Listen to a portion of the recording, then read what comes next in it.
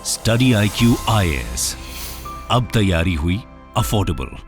कि study IQ का 18 दिसंबर से कोर्स शुरू हो रहा है on the CSIR SO ASO exam, जहां पे आप स्टडी IQ वेबसाइट या हमारी एप्लीकेशन पे जाकर उस कोर्स के लिए रजिस्टर कर सकते हैं। आपको जाके CSIR सर्च करना है, लाइव बैच दिखेगा। लाइव बैच के अलावा बुक्स भी अवेलेबल है, जिसमें आप एडमिशन, ऑब्वियसली बुक्स अलग से लेकर एडमिशन के साथ प्रॉपर कंप्लीट प्रिपरेशन कर सकते हैं। इसमें एडमिशन लेने के लिए और लोएस्ट कॉस्ट पे एडमिशन लेने के लिए मैक्सिमम डिस्काउंट के साथ आपको अदर ऑफर्स पे क्लिक करना होता है, अप्लाई प्रोमो कोड या कूपन कोड पे क्लिक करना होता है, तब जाकर ये वसू लाइव एडमिशन डिस्काउंट कोड लगा के 4999 का पड़ता है। आप और कोई कोड लगाएंगे, जैसे आपके सामने स्क्रीन पे अवेलेबल भी थे अभी दो, आपके पास और दो ऑप्शन भी थे, इंडिया अप्लाई करके तो 5999 का पड़ेगा आपको, उसमें फिर डिस्काउंट नहीं मिल पाएगा एक्स्ट्रा। या आप लाइव लगाएंगे तो आपको उतना डिस्काउंट नहीं मिल पाएगा। मैं जो बात बताना चाह रहा हूँ दैट ओनली वसू live admission discount code will give you maximum discount lowest cost पे, मेरी पर्सनलाइज गाइडेंस के साथ। इस कोर्स में आपको क्या बेनिफिट मिल रहे हैं, ये हमारा टाइम टेबल है। 18th मतलब आज से, अभी से ओरिएंटेशन इसका शुरू हो रहा है। ओरिएंटेशन के बाद इसमें 20th से मतलब परसों से इंग्लिश की क्लासेस शुरू हो जाएंगी दोपहर 2 से 5 के बीच में। हिस्ट्री की क्लासेस शुरू हो जाएंगी आपका शाम को 6 से 9 के बीच में, और बाकी सब्जेक्ट्स ऐसे कंटिन्यू रहेंगे। सिमिलरली आपको बाकी जो हमारे जैसे नोट्स हो गए, जैसे क्लासेस की रिकॉर्डिंग्स हो गई, वो सब इसी बैच में मिलेगा। तो जरूर इसका फायदा लीजिएगा और याद से वसू लाइव एडमिशन डिस्काउंट कोड लगाइएगा। हमारे देश में इकोनॉमिक पॉलिसी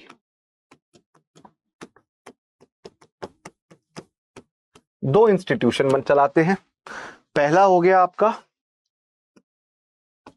RBI, जो देखता है मॉनेटरी पॉलिसी, मौद्रिक नीति। दूसरा हो गया आपका फाइनेंस मिनिस्ट्री ऑफ फाइनेंस, जो देखता है आपका फिस्कल पॉलिसी, राजकोषीय नीति। यहां तक क्लियर हुआ? मॉनेटरी पॉलिसी क्या है, प्लीज मेरे एक एक शब्द पे अपने कान अच्छे से फिक्स कर लेना। मॉनेटरी पॉलिसी कुछ टूल्स हैं, कुछ तरीके हैं जिनके बेसिस पर कोई सेंट्रल बैंक, कोई भी सेंट्रल बैंक, कोई भी देश की सेंट्रल बैंक, हमारे देश में कौन है सेंट्रल बैंक? RBI है, रिजर्व बैंक ऑफ इंडिया है। तो कोई भी सेंट्रल बैंक इन टूल्स का इस्तेमाल करके कंट्री के अंदर इकोनॉमिक ग्रोथ क्लियर हुआ, मनी सप्लाई को कंट्रोल करते हैं, जरूरत पड़ने पे बढ़ाते हैं, जरूरत पड़ने पे घटाते हैं। इन्फ्लेशन को कंट्रोल करते हैं, महंगाई को। तो बेसिकली मॉनेटरी पॉलिसी एक ऐसा मेथड हो गया जो central bank of India, RBI जो है, सेंट्रल बैंक का मतलब जो सारे बैंकों को रेगुलेट करेगा वो इंस्टीट्यूशन। जैसे यूएस में फेडरल बैंक है, फेडरल रिजर्व है, पार्डन मी, इंडिया के अंदर सेंट्रल बैंक है, रिजर्व बैंक ऑफ इंडिया। ताकि हमारे देश का इकोनॉमिक सिस्टम सुचारू रूप से सिस्टमैटिकली चलता रहे, देश की इकोनॉमिक ग्रोथ हो और देश में मनी सप्लाई आसानी से मैनेज कर सके, जरूरत पड़ने पर देश के लोगों के पास, कंज्यूमर्स के पास, बिजनेसेस के पास पैसा अवेलेबल रहे। RBI के हिसाब से मॉनेटरी पॉलिसी ये होती है। मॉनेटरी पॉलिसी में अलग अलग मॉनेटरी इंस्ट्रूमेंट्स, तरीकों का इस्तेमाल किया जाता है ताकि आप अलग अलग गोल, जो भी आपका लक्ष्य है, महंगाई बढ़ानी है, घटानी है, मनी सप्लाई बढ़ानी है, घटानी है, उसको आप पूरा कर सकें। तो RBI के पास ये पावर कौन से एक्ट से मिली है? RBI एक्ट 1934 से मिली है RBI को पावर कि वो हमारे देश की मॉनेटरी पॉलिसी रन इस तरीके से कर सकता है, जिसका ऑब्जेक्टिव है कि इंडिया का इन्फ्लेशन कंट्रोल रहे। कितना कंट्रोल रहे? देखो, RBI 2 से 6% के बीच में रखेगा। सर 2% क्यों, 0 क्यों नहीं? क्योंकि डेवलपिंग इकोनॉमी में थोड़ी बहुत महंगाई तो होना। अब सोचो, एक किसान है, हर साल उसे अपनी फसल 20 रुपए किलो पे बेचनी पड़ रही है, उसकी तो कोई ग्रोथ हो नहीं रही है। और प्राइवेट सेक्टर के अंदर सैलरीज बढ़ी जा रही हैं, सरकारी नौकरी में भी सैलरी बढ़ती है, बट उस किसान का भी तो सोचो। तो कुछ तो इन्फ्लेशन कुछ लेवल पे होना चाहिए, राइट? 2 to 6% है बेटा, 4 से 6% नहीं है। आपने कहीं कुछ पढ़ा होगा, उसमें आप कंफ्यूज हो रहे हो। 4 ± 2% आपने शायद पढ़ लिया होगा। ±2 का मतलब 4 में 2 माइनस करो तो 2 हो गया, और 4 में 2 ऐड करो तो 6 हो गया। 2 से 6% की रेंज है जिसमें गवर्नमेंट के सामने आरबीआई को प्रूव करना होता है कि उन्हें इतने रेंज में महंगाई कंट्रोल करके रखनी है। टेक्निकली आरबीआई का एक इंस्टीट्यूशन है। RBI, reserve bank of India, एक ऐसी संस्था है जो इंडिया की मॉनेटरी पॉलिसी कंट्रोल कर रही है। अब ये खुद तो करेगी नहीं, इसके पास एक मॉनेटरी पॉलिसी कमेटी है जो कि उर्जित पटेल कमेटी, उर्जित पटेल अब एक्स आरबीआई गवर्नर हो चुके हैं। उर्जित पटेल कमेटी के रिकमेंडेशन के बेसिस पर 2015-16 में फैसला लिया गया, टेक्निकली 2016 से काम शुरू हुआ, कि इंडिया में एक पर्सन आरबीआई के गवर्नर ही डिसाइड कर रहे हैं कि इंडिया में मॉनेटरी पॉलिसी कैसे चलेगी। अरे भैया, इतना बड़ा देश है, इतनी डेवलपमेंट के रास्ते पे जा रहे हो, सिर्फ एक पर्सन के हाथ में छोड़ा हुआ है, डिक्टेटरशिप है क्या? तो एक प्रॉपर कमिटी होनी चाहिए, देखो, जिसमें ज्यादा लोग होंगे जो ज्यादा डिफाइंड पॉलिसीज बना सकेंगी। तो मॉनेटरी पॉलिसी कमिटी बनाई हमने, आरबीआई एक्ट में अमेंडमेंट करके section 45ZB, 45ZB, Z for zebra, B for Bombay, ये सेक्शन ऐड किया गया, जिसमें 6 मेंबर्स की मॉनेटरी पॉलिसी कमिटी बनाई गई, जिसमें 3 मेंबर थे आरबीआई के एक्स ऑफिशियो मेंबर्स, मतलब ऑटोमेटिकली जो उस पद पे बैठा है वही उसका मेंबर बन जाएगा, और 3 मेंबर जो कि सेंटर गवर्नमेंट अपॉइंट करेगी। अभी जो 3 आरबीआई के लोग थे ये कौन थे? एक तरफ गवर्नर थे, एक हो गए आरबीआई के डेप्यूटी गवर्नर, राइट, और एक एग्जीक्यूटिव डायरेक्टर आरबीआई के, मतलब तीनों आरबीआई से होंगे। डेप्यूटी गवर्नर बनने के लिए देखो 4 टोटल डेप्यूटी गवर्नर होते हैं किसी भी पॉइंट ऑफ टाइम पे। 2 होते हैं ये जो आरबीआई ग्रेड बी का पेपर होता है ना, इसके थ्रू, और 2 होते हैं जो इनके थ्रू, सेंटर गवर्नमेंट के अपॉइंटमेंट के थ्रू चुने जाते हैं, बेसिकली इकोनॉमिस्ट होते हैं, right. Shaktikanta Das ji IAS officer हैं, किसी भी गवर्नर को सेंटर गवर्नमेंट अपॉइंट कर सकती है, इसलिए उनको सेंटर गवर्नमेंट ने अपॉइंट किया है। करंट एमपीसी कौन है भैया, ये बता तो दिया, 6 लोग हैं अभी, 3 आरबीआई के एक्स ऑफिशियो मेंबर्स हैं और 3 लोग सेंटर गवर्नमेंट के द्वारा नॉमिनेटेड हैं, ये बता दिया ना मैंने। ये कौन हो सकते हैं? ये मैं भी हो सकता हूं, आप भी हो सकते हैं, जिनके पास इकोनॉमिक्स का विशेष नॉलेज है, स्पेशलाइज्ड नॉलेज है, अच्छा खासा जीवन का तजुर्बा है। चलो हमारे पास तो उतना तजुर्बा नहीं है, बट जिनके पास अच्छा खासा जीवन का, इकोनॉमिक्स का, एडमिनिस्ट्रेशन का, पब्लिक पॉलिसी का, स्टैटिस्टिक्स का तजुर्बा है, कॉलेज के प्रोफेसर, कॉलेज के डीन, जैसे हमारे दिल्ली स्कूल ऑफ इकोनॉमिक्स की पम्मी मैडम, वो प्रिंसिपल होती थी, डीन होती थी। डीएससी का कोई है क्लास में हमारे दिल्ली स्कूल ऑफ इकोनॉमिक्स का? Anybody here? तो हमारी डीन होती थी, she was part of our monetary policy committee, right. तो 6 आपको मेंबर्स देखने मिलते हैं मॉनेटरी पॉलिसी कमिटी के अंदर। तो मतलब आरबीआई कुछ तो करता है, आरबीआई इंडिया के अंदर मॉनेटरी पॉलिसी कंट्रोल करता है। मॉनेटरी पॉलिसी से क्या हो रहा है? मॉनेटरी पॉलिसी से हम कोशिश करते हैं इंडिया के अंदर इन्फ्लेशन को कंट्रोल करें, महंगाई को जरूरत पड़ने पे बढ़ाएं और जरूरत पड़ने पे घटाएं। साथ साथ हम प्राइस स्टेबिलिटी समझते हो, चीजों के दाम, वस्तुओं के दाम, गुड्स एंड सर्विसेज की प्राइसेस को स्टेबल रखने की कोशिश करें, which is basically linked with inflation. देखो, इन्फ्लेशन, महंगाई अगर आपको कंट्रोल करनी है, अभी जैसे गवर्नमेंट नेशनल लॉजिस्टिक पॉलिसी लेकर आई, क्यों लेकर आई? लॉजिस्टिक सेक्टर, ट्रांसपोर्टेशन सेक्टर में जो बहुत पैसा वेस्ट हो रहा है, उसको हम, उस प्रॉब्लम को सॉल्व करें, ट्रांसपोर्टेशन को बेहतर बनाएं। चाइना में 8 से 10% कॉस्ट आती है ट्रांसपोर्टेशन की, इंडिया में ये 16 से 18% है, 16 to 18%। ये जो वेस्टेज हो रहा है पैसे का ट्रांसपोर्टेशन पे, इसको कम करना है। ट्रांसपोर्टेशन चीपर बनाओ, कन्वीनियंट बनाओ। तो हम अगर ऐसी चीजों को सॉल्व करेंगे, इसके साथ डिमांड साइड इश्यूज, कई सारे इश्यूज हैं, उनको हम रिजॉल्व करेंगे। अभी इन्फ्लेशन की पूरी क्लास होगी, उसमें मैं समझाऊंगा क्या क्या इश्यूज आते हैं। तो अल्टीमेटली आपको देखने मिलेगा कि प्राइस स्टेबिलिटी इंडिया के अंदर बनी रहेगी। बच्चे, इकोनॉमिक ग्रोथ हमारे देश की बढ़ाएंगे इस तरीके से। इकोनॉमिक ग्रोथ कब बढ़ेगी? इकोनॉमिक ग्रोथ तब बढ़ेगी जब इंडिया के अंदर अलग अलग ऑर्गेनाइजेशंस को, बिजनेसेस को टाइम पे लोन का पैसा मिलेगा। लोन मिलेगा तो वो अल्टीमेटली अपने बिजनेस की ग्रोथ में लगा सकते हैं। अगर इंडिया के एक्सपोर्टर्स और इंडिया के बिजनेसमैन अच्छा पैसा कमाएंगे, इंडिया की तरक्की होगी।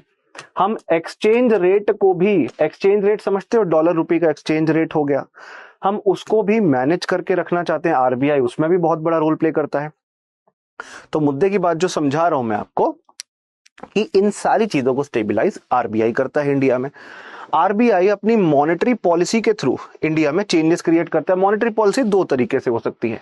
एक हो सकती है बाबू कॉन्ट्रैक्शनरी और एक हो सकती है एक्सपेंशनरी। अब नाम से ही क्लियर हो रहा होगा, कॉन्ट्रैक्शनरी मतलब आरबीआई कुछ घटाने की कोशिश कर रहा है, कुछ कॉन्ट्रैक्ट करने की कोशिश कर रहा है, कुछ रिड्यूस करने की कोशिश कर रहा है, और एक्सपेंशनरी मतलब कुछ बढ़ाने की कोशिश कर रहा है। तो पहले एक्सपेंशनरी हम समझते हैं। एक्सपेंशनरी का मतलब है जब हमारी इकोनॉमिक ग्रोथ आरबीआई चाहता है एक्सपैंड हो। कैसे एक्सपैंड होगी? बिजनेसेस ठप पड़े हैं, लोगों के पास पैसा नहीं है, रिसेशन आ रखा है, मंदी आ रखी है। कैसे करेगा आरबीआई इस टाइम पे हमारे देश में इकोनॉमिक ग्रोथ को एक्सपैंड? इकोनॉमी के अंदर ज्यादा से ज्यादा पैसा इंजेक्ट करके, इकोनॉमी में और मनी और पैसा हमारी मार्केट के अंदर, हमारी इकोनॉमी के अंदर इंजेक्ट करते हुए, अगर किसी कंट्री में रिसेशन या स्लो डाउन या मंदी के हालात हैं तो उस टाइम पे मॉनेटरी अथॉरिटी हमारे देश की reserve bank of India expansionary monetary policy अपनाती है, इख्तियार करती है, जिससे हमारे देश में इकोनॉमिक एक्टिविटी, इकोनॉमिक ग्रोथ बढ़े। अब ये कैसे करेगा? आरबीआई इंटरेस्ट रेट कम कर देगा, जो शॉर्ट टर्म इंटरेस्ट रेट होता है जिसको रेपो रेट कहते हैं। रेपो क्या है? ये रेपो क्या है? रेपो मतलब री और पो। री मतलब रीपरचेज, पो का मतलब रीपरचेज और पीओ का मतलब ऑब्लिगेशन। रीपरचेज ऑब्लिगेशन, ऑब्लिगेशन का मतलब समझो कि मैंने आपको कोई चीज बेच दी, मैंने आपको अपनी पानी की प्यारी सी बोतल बेच दी, ये ले लो, और मैंने बोला 1 महीने के बाद वापस खरीद लूंगा तुमसे, तो मैं रीपरचेज कर लूंगा और ये मेरी ड्यूटी है कि मुझे तुमसे बोतल खरीदनी ही पड़ेगी। तो ये हो गया रीपरचेज ऑब्लिगेशन।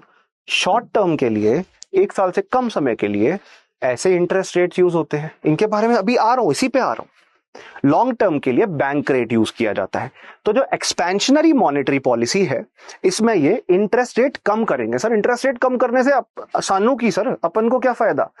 ओ यार, आप और मेरे जैसे लोग बैंक के पास जाएंगे कुछ भी लोन लेने के लिए, whatever loan we want to take from bank, लेट से पहले 7% इंटरेस्ट रेट था, अब 6% पड़ेगा, अब 5% पड़ेगा, तो आपको कम इंटरेस्ट रेट में लोन मिल रहा है। तो यू बी इंसेंटिवाइज्ड और नॉट? आप लेना चाहोगे ना लोन, आप उधार लेना चाहोगे, फिर उसको स्पेंड करोगे।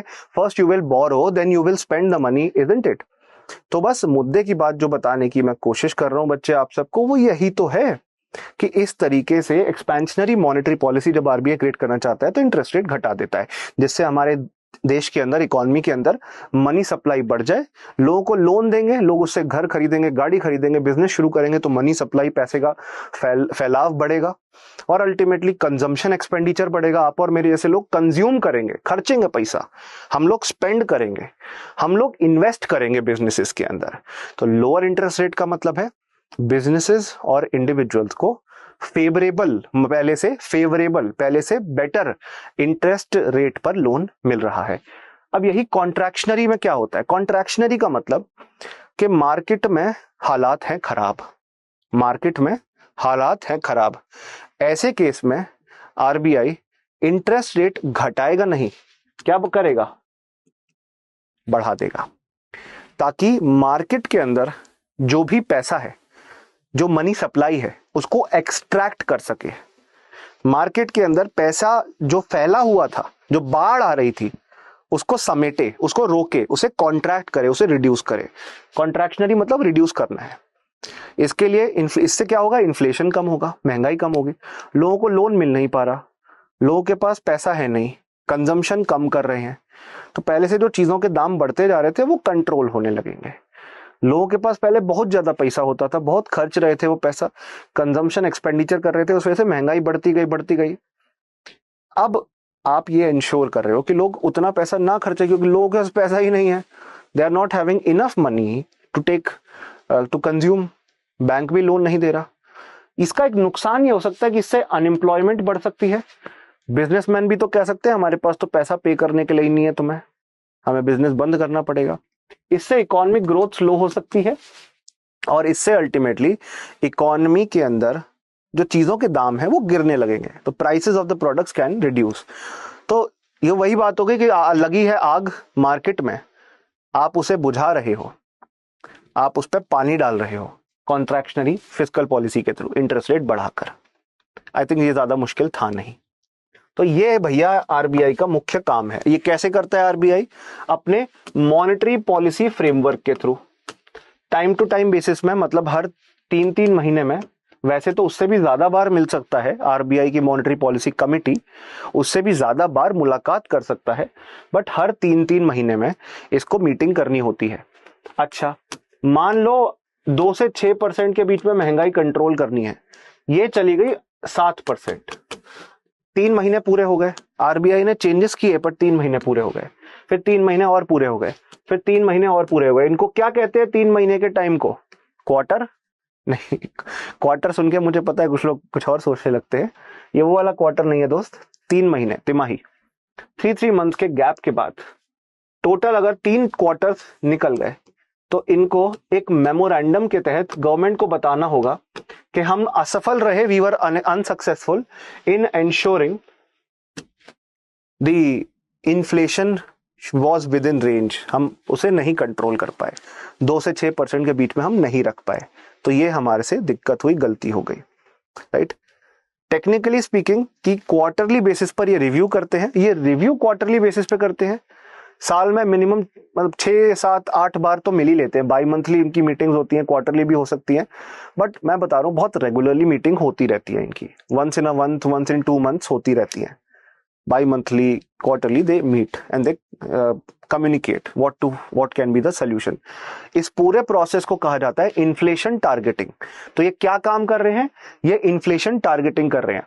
गवर्नमेंट ऑफ इंडिया और RBI, reserve bank of India मिलकर इंडिया में मॉनेटरी पॉलिसी फ्रेमवर्क के तहत, जो कि 2015-16 में आया था, देश में इन्फ्लेशन टारगेटिंग करते हैं ताकि हमारे देश में क्या बना रहे? प्राइस स्टेबिलिटी, जिससे हमारे देश की इकोनॉमिक ग्रोथ हो। इतना तो हमें समझ आ ही रहा है, ताकि हमारे देश की मैक्रो इकोनॉमिक कंडीशन या मैक्रो इकोनॉमिक सिचुएशन सुधर सके, बेटर हो सके। अच्छा, ये हमेशा रेपो रेट को ही क्यों चेंज करते हैं? Repo rate short term interest rate है, इससे मार्केट के अंदर ट्रांसमिशन ऑफ फॉरेन पॉलिसी बहुत तेजी से होती है। अब मैंने एक टेक्निकल वर्ड यूज किया है, ट्रांसमिशन। ट्रांसमिशन मतलब फैलना। जैसे हम कोविड किसी को होता है, मास्क उतार के चलेगा, सबसे बात करेगा, हाथ पैर मिलाएगा, गले लगेगा वो व्यक्ति, तो ट्रांसमिट कर देगा सबको वायरस ना। तो वही ट्रांसमिशन टर्मिनोलॉजी मतलब फैलना, किसी चीज को फैलाव। तो मॉनेटरी पॉलिसी का ट्रांसमिशन शॉर्ट टर्म रेट्स, जिसमें स्पेशली रेपो रेट बहुत ज्यादा अच्छे तरीके से करता है, जिससे हमारी इकोनॉमी में अल्टीमेटली ग्रोथ बढ़ सके, या वैसे तो ग्रोथ बढ़ाने का ही काम है, बट कब समय समय पर जब इन्फ्लेशन बहुत ज्यादा हो गया है तो इन्फ्लेशन कंट्रोल करने के लिए भी यूज कर सकते हैं। जैसे अभी आरबीआई कोशिश कर रहा है कि इंडिया के अंदर इन्फ्लेशन कंट्रोल हो, ये आपको देखने मिलेगा। आरबीआई के अंदर एक नया प्रोविजन है, ये मॉनेटरी पॉलिसी कमेटी, जो कि 2015-16 में ज्वाइन हुआ है, इन्फ्लेशन टारगेटिंग के लिए इंडिया के अंदर 2 to 6% की रेंज के बीच में इन्फ्लेशन ये टारगेट करेगा। ये आपको बात समझनी है। सर, कल जाके ये चेंज भी हो सकता है क्या 2 to 6% का, या हमेशा फिक्स रहेगा? No, it is bound to change once in every 5 years। इसके ऊपर रिव्यू किया जाता है, वंस इन एवरी 5 years इसको रिव्यू किया जाता है। ये आपको याद रखना, इस पे क्वेश्चन बन सकता है। वंस एवरी 5 years इसको रिव्यू किया जा सकता है, इस पे क्वेश्चन बन सकता है। ठीक है जी। मॉनेटरी पॉलिसी कमेटी कौन से सेक्शन के बेसिस पे बनता है, एक बार कमेंट बॉक्स में लिखिए।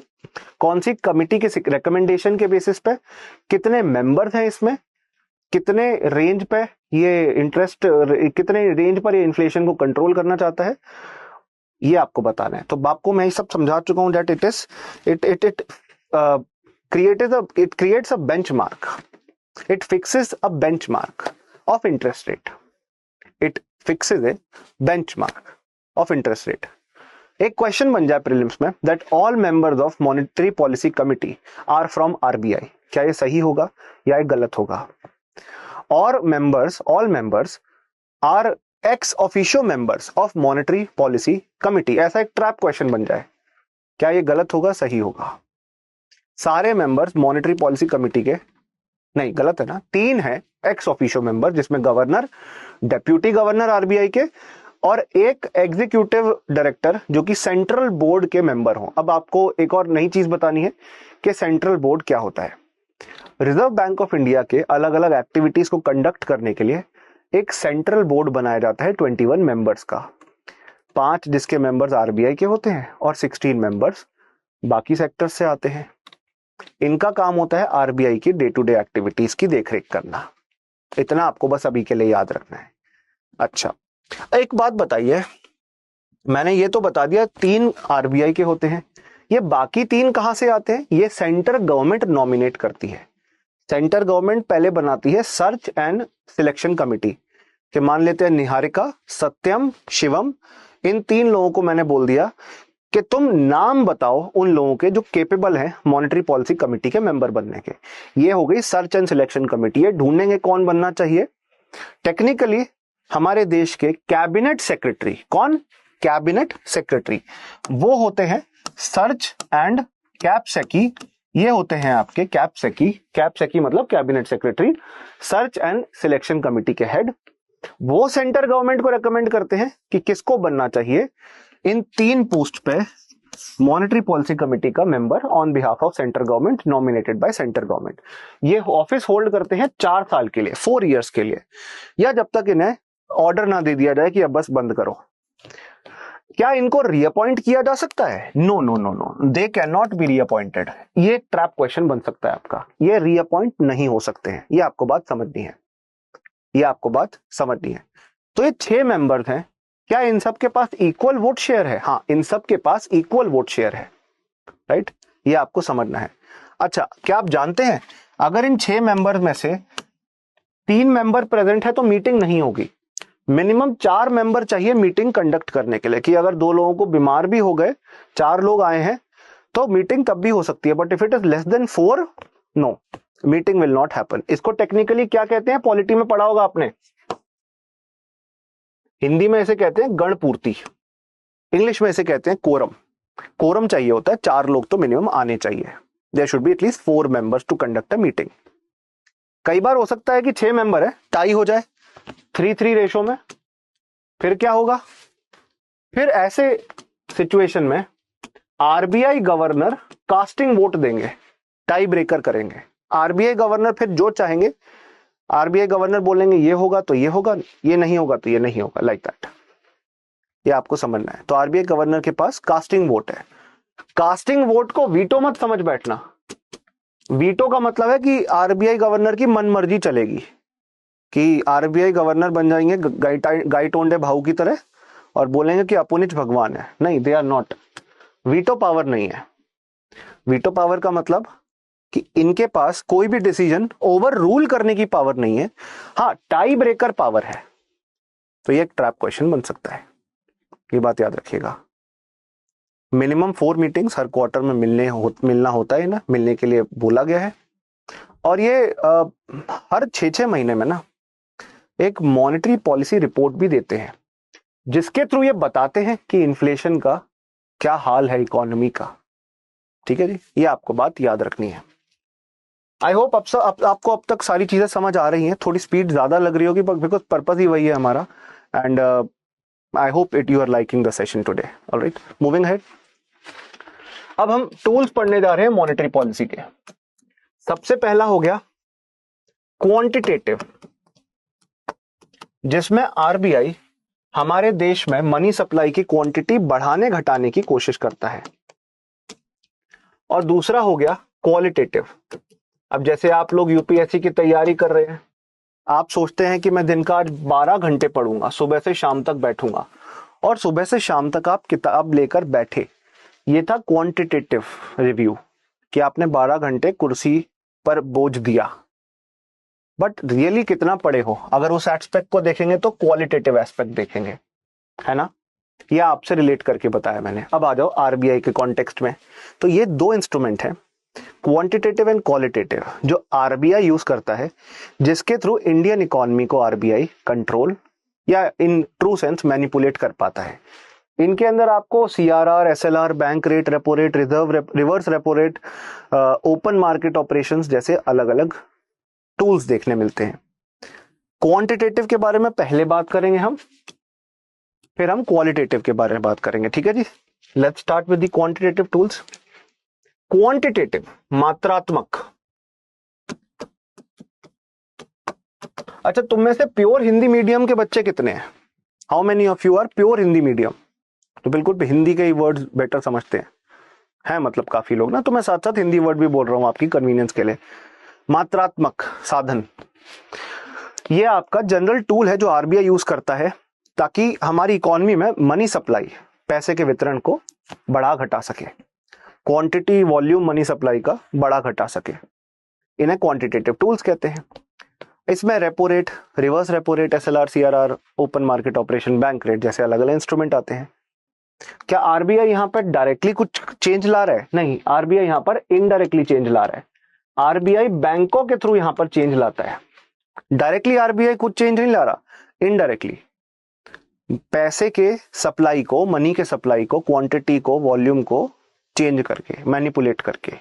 सीधी सी बात है कि हमारी इकोनॉमी में, हमारी अर्थव्यवस्था में कितने वॉल्यूम में, कितनी मात्रा में पैसा घूम रहा है, और वो भी बैंक लोन्स के थ्रू इनडायरेक्टली चेंज करता है। पहला इंस्ट्रूमेंट हम समझने जा रहे हैं जो कि सबसे इंपॉर्टेंट है, रेपो, LAF, एडजस्टमेंट फैसिलिटी। इसके अंदर दो आपको ऑप्शंस देखने मिलते हैं LAF के अंदर। पहला है आपका रेपो। रेपो बताया मैंने, रीपरचेज ऑब्लिगेशन। दूसरा हो गया रिवर्स रेपो। रिवर्स रेपो, एक है रेपो, दूसरा रिवर्स रेपो। ये एक ऐसा टूल है जिससे बैंक्स को जब भी रिक्वायरमेंट है बोरो कर सकते हैं पैसा। They can borrow money through this agreement, repurchase agreement. और बैंक बेसिकली अगर उधार पे पैसा ले रहा है आरबीआई से तो कुछ गिरवी भी रखना पड़ेगा। और दूसरी सिचुएशन है जहां बैंक आरबीआई को कुछ उधार पे दे रहा है। रिवर्स रेपो अग्रीमेंट के तहत RBI, reserve bank of India, उधार लेता है और देता है, कोलैटरल लेता है और देता है। सर ऐसा कैसे हो सकता है? समझा रहा हूं, वही समझा रहा हूं। सबसे पहले रेपो समझते हैं। Repurchase obligation. अब यहां पर है आरबीआई, यहां पर है शेड्यूल कमर्शियल बैंक जैसे कि SBI, ICICI, axis bank etcetera. Schedule commercial banks को चाहिए पैसा, इनको चाहिए पैसा। कहां से लेंगे? ये आरबीआई देगा पैसा। अब आरबीआई को चाहिए बदले में कोई ना कोई गारंटी, कुछ ना कुछ गिरवी रखेगा आरबीआई, कुछ कोलैटरल रखेगा। वो हो गई गवर्नमेंट सिक्योरिटीज। गवर्नमेंट सिक्योरिटीज क्या होती है? सरकार जनता से पैसा उधार पे लेती है बॉन्ड इशू करके, कि गवर्नमेंट ने बोला कि आप और मेरे जैसे लोगों को कि बहुत अच्छी इन्वेस्टमेंट अपॉर्चुनिटी, आप गवर्नमेंट को पैसा उधार पे दो, बदले में कागज का टुकड़ा ले लो, गवर्नमेंट सिक्योरिटी खरीद लो। अब आप गवर्नमेंट को उधार क्यों दोगे पैसा भैया? आपका क्या फायदा है? Government is the safest investment option. Government भागी थोड़ी ना जा रही है कहीं पे। It is the safest investment option, ठीक है ना। मार्केट लिंक्ड नहीं है, गवर्नमेंट को दिया है पैसा, रेट थोड़ा कम होगा बट सेफ्टी होगी, सिक्योरिटी होगी, आप इसलिए खरीदते हैं। गवर्नमेंट बैंक्स भी खरीदते हैं, प्राइवेट बैंक्स भी खरीदते हैं, बैंक्स भी खरीदते हैं, बेसिकली मैं ये कहना चाह रहा हूं। तो गवर्नमेंट कुछ सिक्योरिटीज अप्रूव करती है, अब वो बैंकों के पास होती हैं, बैंक उन्हीं को गिरवी रख सकते हैं। यहाँ पे बैंकों ने सिक्योरिटीज गिरवी रखकर आरबीआई को दे दिया। आरबीआई के पास अब वो सिक्योरिटी गिरवी है कुछ पर्टिकुलर टाइम पीरियड के लिए, 1 साल से कम होगा वो टाइम पीरियड, बिकॉज ये शॉर्ट टर्म होता है, 3 मंथ, 6 मंथ्स लाइक दैट, उतने के लिए दे दिया। अच्छा, अब पैसा लिया है तो चुकाना पड़ेगा, तो पैसा तो चुकाओगे, ठीक है जी। तो बेसिकली शेड्यूल कमर्शियल बैंक वापस पेमेंट कर देगा। अब जब भी पेमेंट करेगा तो जो एक्स अमाउंट ऑफ मनी आपने उधार लिया था plus Y amount of this rate, repo rate. अब आई बात समझ में। अब समझते हैं कि रेपो रेट अगर आरबीआई बढ़ाए, घटाएगा, चेंज करेगा तो इससे क्या होगा। अब ये सारे रेट्स आरबीआई की जैसी वेबसाइट खोलोगे वहां पे लिखे हुए हैं। पॉलिसी रेपो रेट इस टाइम पे 6.25% चल रहा है। चलो जूम नहीं हो रहा, ये बाद में आप देख सकते हैं। I am trying to zoom it, zoom नहीं हो रहा। ये रेपो रेट इस टाइम पे 6.25% है, policy repo rate. There is some problem, ये हो नहीं पा रहा, कोई बात नहीं। मान लेते हैं 6.25% है। अब दो परम्यूटेशन कॉम्बिनेशन हो सकते हैं कि ये बढ़कर, इंक्रीज होकर 8% हो जाए, या ये डिक्रीज होकर 2% हो जाए। दो ऑप्शन है हमारे पास। रेपो रेट अगर बढ़ा देंगे तो क्या होगा, क्या होगा कि अगर x प्लस वाई पहले लेट से 100 जा रहा था और पहले से 1.75% बढ़ गया, 8% हो गया, पहले से ज्यादा देना पड़ रहा है आपको, तो अब ये 100 का अमाउंट भी बढ़ जाएगा, ये x प्लस वाई भी बढ़ जाएगा। मतलब बेसिकली अब शेड्यूल कमर्शियल बैंक्स को आरबीआई से लोन लेना और महंगा पड़ जाएगा। In other words, schedule commercial banks के पास जो पैसा पड़ा था, जो जनता को वो लोन में देता, जो पैसा पब्लिक को लोन में देता, शेड्यूल कमर्शियल बैंक्स के पास वो पैसा पहले से थोड़ा कम हो जाएगा। बिकॉज अरे यहां पे इंटरेस्ट भी तो देना है। तो इसका क्या बेनिफिट है कि जो बैंक्स हमारे देश में पैसा लोन पे देते हैं लोगों को, अगर बैंक्स के पास पहले से कम पैसा अवेलेबल है तो कम पैसा लोन पे दे पाएंगे लॉजिकली। इसमें रॉकेट साइंस थोड़ी ना, लॉजिक ही है। और कम पैसा अगर लोगों को लोन पे दे पाएंगे तो उसका इंपैक्ट क्या होगा कि जो मनी सप्लाई मार्केट में पहले से बहुत हाई चल रही थी उसे आप कंट्रोल कर पाओगे। तो क्या कंट्रोल कर पाओगे? हाई मनी सप्लाई को कंट्रोल कर पाओगे, इन्फ्लेशन को कंट्रोल कर पाओगे। इन्फ्लेशन की सिचुएशन में क्या करना है? रेपो रेट बढ़ाना है। ये क्वेश्चन बन सकता है एग्जाम में। अच्छा सर मंदी के हालात हैं सर, रिसेशन के हालात हैं सर, तब क्या होगा? कोई बात नहीं, मनी सप्लाई तब इकोनॉमी में लो है ना, लोगों के पास बिजनेस करने के लिए पैसा नहीं है, कोई बात नहीं, ये बैंक देंगे पैसा। ये किस लिए? आरबीआई 6.5% से 2% कर दे रेपो रेट। अब अगर पहले आपको बहुत सारा पैसा आरबीआई को इंटरेस्ट के तौर पे देना पड़ रहा था, अब उतना नहीं देना पड़ेगा और बैंक्स के पास अब इनफ मनी होगा पब्लिक को लोन में देने के लिए, और वो भी कम इंटरेस्ट रेट पर। People will be interested to jump on the bandwagon, they want to like join it. वो तो चाहेंगे कि हमें जुड़ना है, हमें आना है इसमें, ठीक है ना। उस बेसिस पर आपको देखने मिलेगा कि रेपो रेट हमारे देश के अंदर रिसेशन की प्रॉब्लम या मनी सप्लाई कम हो गया है तो उससे डील कर पाएगा। तो आरबीआई जब इंक्रीज करेगा रेपो रेट, आरबीआई इंक्रीज करेगा तो बोरोइंग करना, जो आरबीआई से पैसा उधार लिया है ना बैंकों ने, वो और कॉस्टली हो जाएगा। इसकी वजह से कमर्शियल बैंक्स के ऊपर एक फोर्स, एक दबाव बनेगा, एक प्रेशर बनेगा इंटरेस्ट रेट बढ़ने की वजह से कि वो कम पैसा लोगों को लोन में दे। इंटरेस्ट रेट बढ़ा के वो भी तो लोग लोन लेना पसंद करेंगे। आप ज्यादा इंटरेस्ट रेट पे लोन लेना चाहोगे? खुद अपनी लाइफ से जोड़ के देखो ना, नहीं चाहोगे ना। आप ऐसी सिचुएशन में जब इकोनॉमी में लोन्स बहुत महंगे हैं, पैसा अवेलेबल नहीं है, तो क्या उस टाइम पे स्पेंडिंग करोगे, खर्चा करोगे? नहीं करोगे, इट विल डिस्करेज यू। तो इस मैकेनिज्म के थ्रू आरबीआई इन्फ्लेशन को कंट्रोल कर सकता है, मनी सप्लाई को रिड्यूस कर सकता है मार्केट में। और जब आरबीआई को मनी सप्लाई बढ़ानी है, इकोनॉमिक एक्टिविटी बढ़ानी है, तो रेपो रेट वो रिड्यूस कर दे। ये सिचुएशन आपको समझनी है। ये था रेपो रेट। अब इसके दूसरे पहलू पे चल रहे हैं। अगर किसी को बाय चांस अभी कुछ बहुत मैंने सिंपल वर्ड्स में समझा है, इन केस क्लियर नहीं हुआ, एक बार रिकॉर्डिंग देख लीजिएगा प्लीज। अब है रिवर्स रेपो रेट। अब यहां पर अदला बदली हो जाएगी और in the terms of Akshay Kumar अब चेंज करते हैं। इधर आरबीआई, इधर शेड्यूल कमर्शियल बैंक। अभी तक क्या हो रहा था? शेड्यूल कमर्शियल बैंक पैसा उधार ले रहा था, अब ये उधार देगा, अब ये पैसा उधार देगा। और आरबीआई क्या करेगा? आरबीआई अपनी गवर्नमेंट सिक्योरिटी गिरवी रखेगा, गवर्नमेंट सिक्योरिटी गिरवी रखेगा, कोलैटरल पे देगा, गिरवी रखेगा। और ये कौन से रेट ऑफ रिटर्न पे, कौन से रेट ऑफ इंटरेस्ट पे सब होगा? रिवर्स रेपो रेट के बेसिस पे सब होगा, रिवर्स रेपो रेट के बेसिस पर होगा। अच्छा, ये भी ठीक है।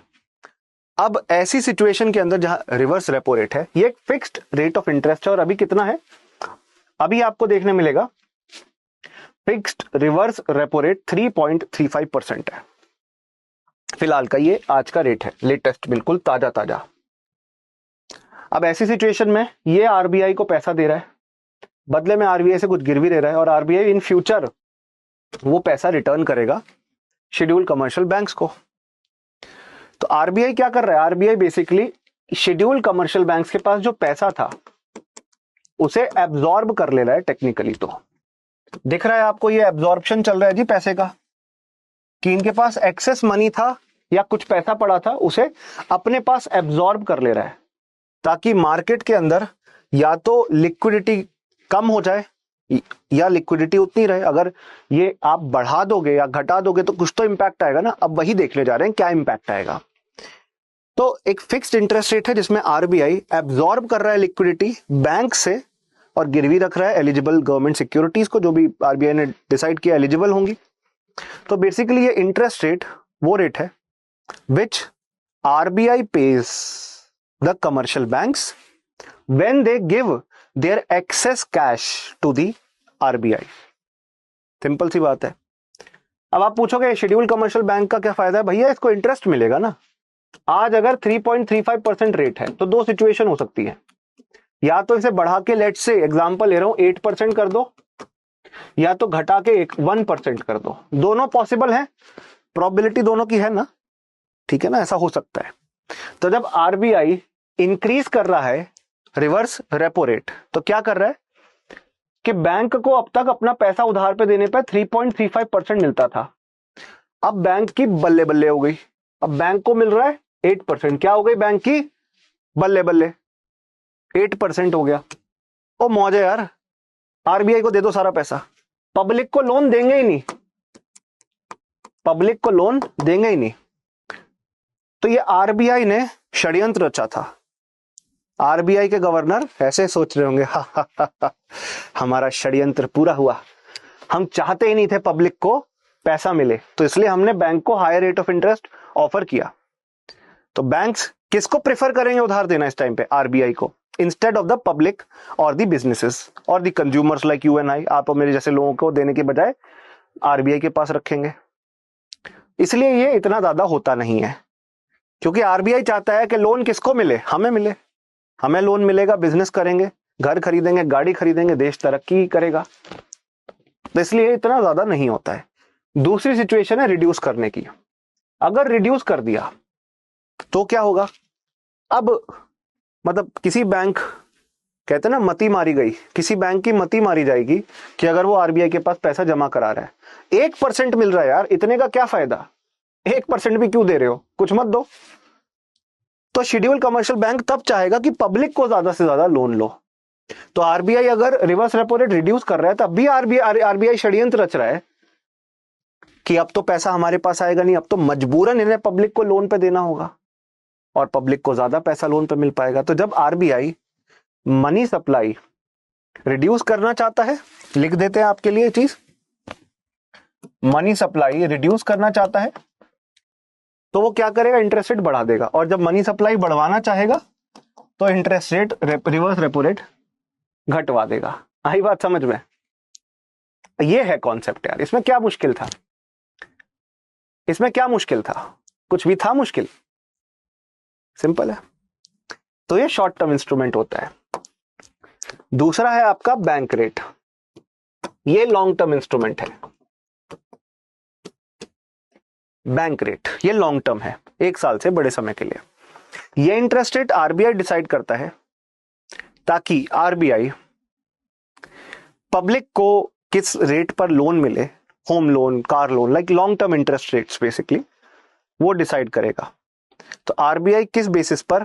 आरबीआई, ये आरबीआई है, ये वो रेट है जिस बेसिस पर हमारे देश के शेड्यूल्ड कमर्शियल बैंक्स, हमारे कमर्शियल बैंक्स और बाकी जो भी फाइनेंशियल इंस्टीट्यूशंस हैं, वो इस रेट के आधार पर लोगों को लोन देंगे, पब्लिक को, आपके और मेरे सी पब्लिक को।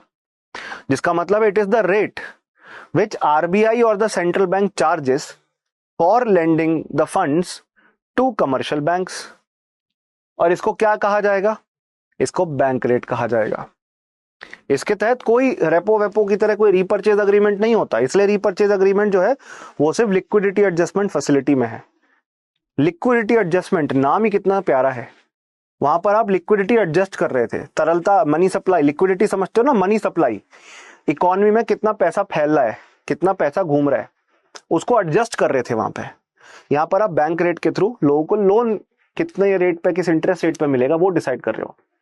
It means the rate which the central bank charges for lending funds to the commercial banks, this is known as the bank rate, जो बैंक चार्ज करता है, राइट? सीधी सी बात है, कोई रीपर्चेज अग्रीमेंट नहीं है, कुछ गिरवी नहीं रखना, कोई सिक्योरिटी खरीदनी बेचनी नहीं है, कुछ नहीं है यहाँ पे इन्वॉल्व, ठीक है ना?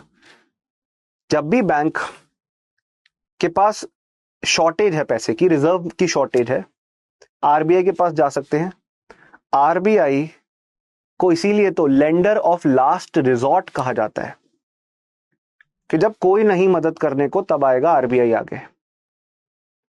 आरबीआई बेसिकली चाहता है कि मार्केट के अंदर लिक्विडिटी बैलेंस्ड रहे, ना बहुत ज्यादा हो और ना ही बहुत कम हो। Neither it should be very high, excessively high, nor should it be very low, excessively low. बहुत ज्यादा भी नहीं, बहुत कम भी नहीं, ठीक है ना? अब क्लियर हो गया रेपो रेट बैंक रेट का फर्क? अभी भी नहीं हुआ?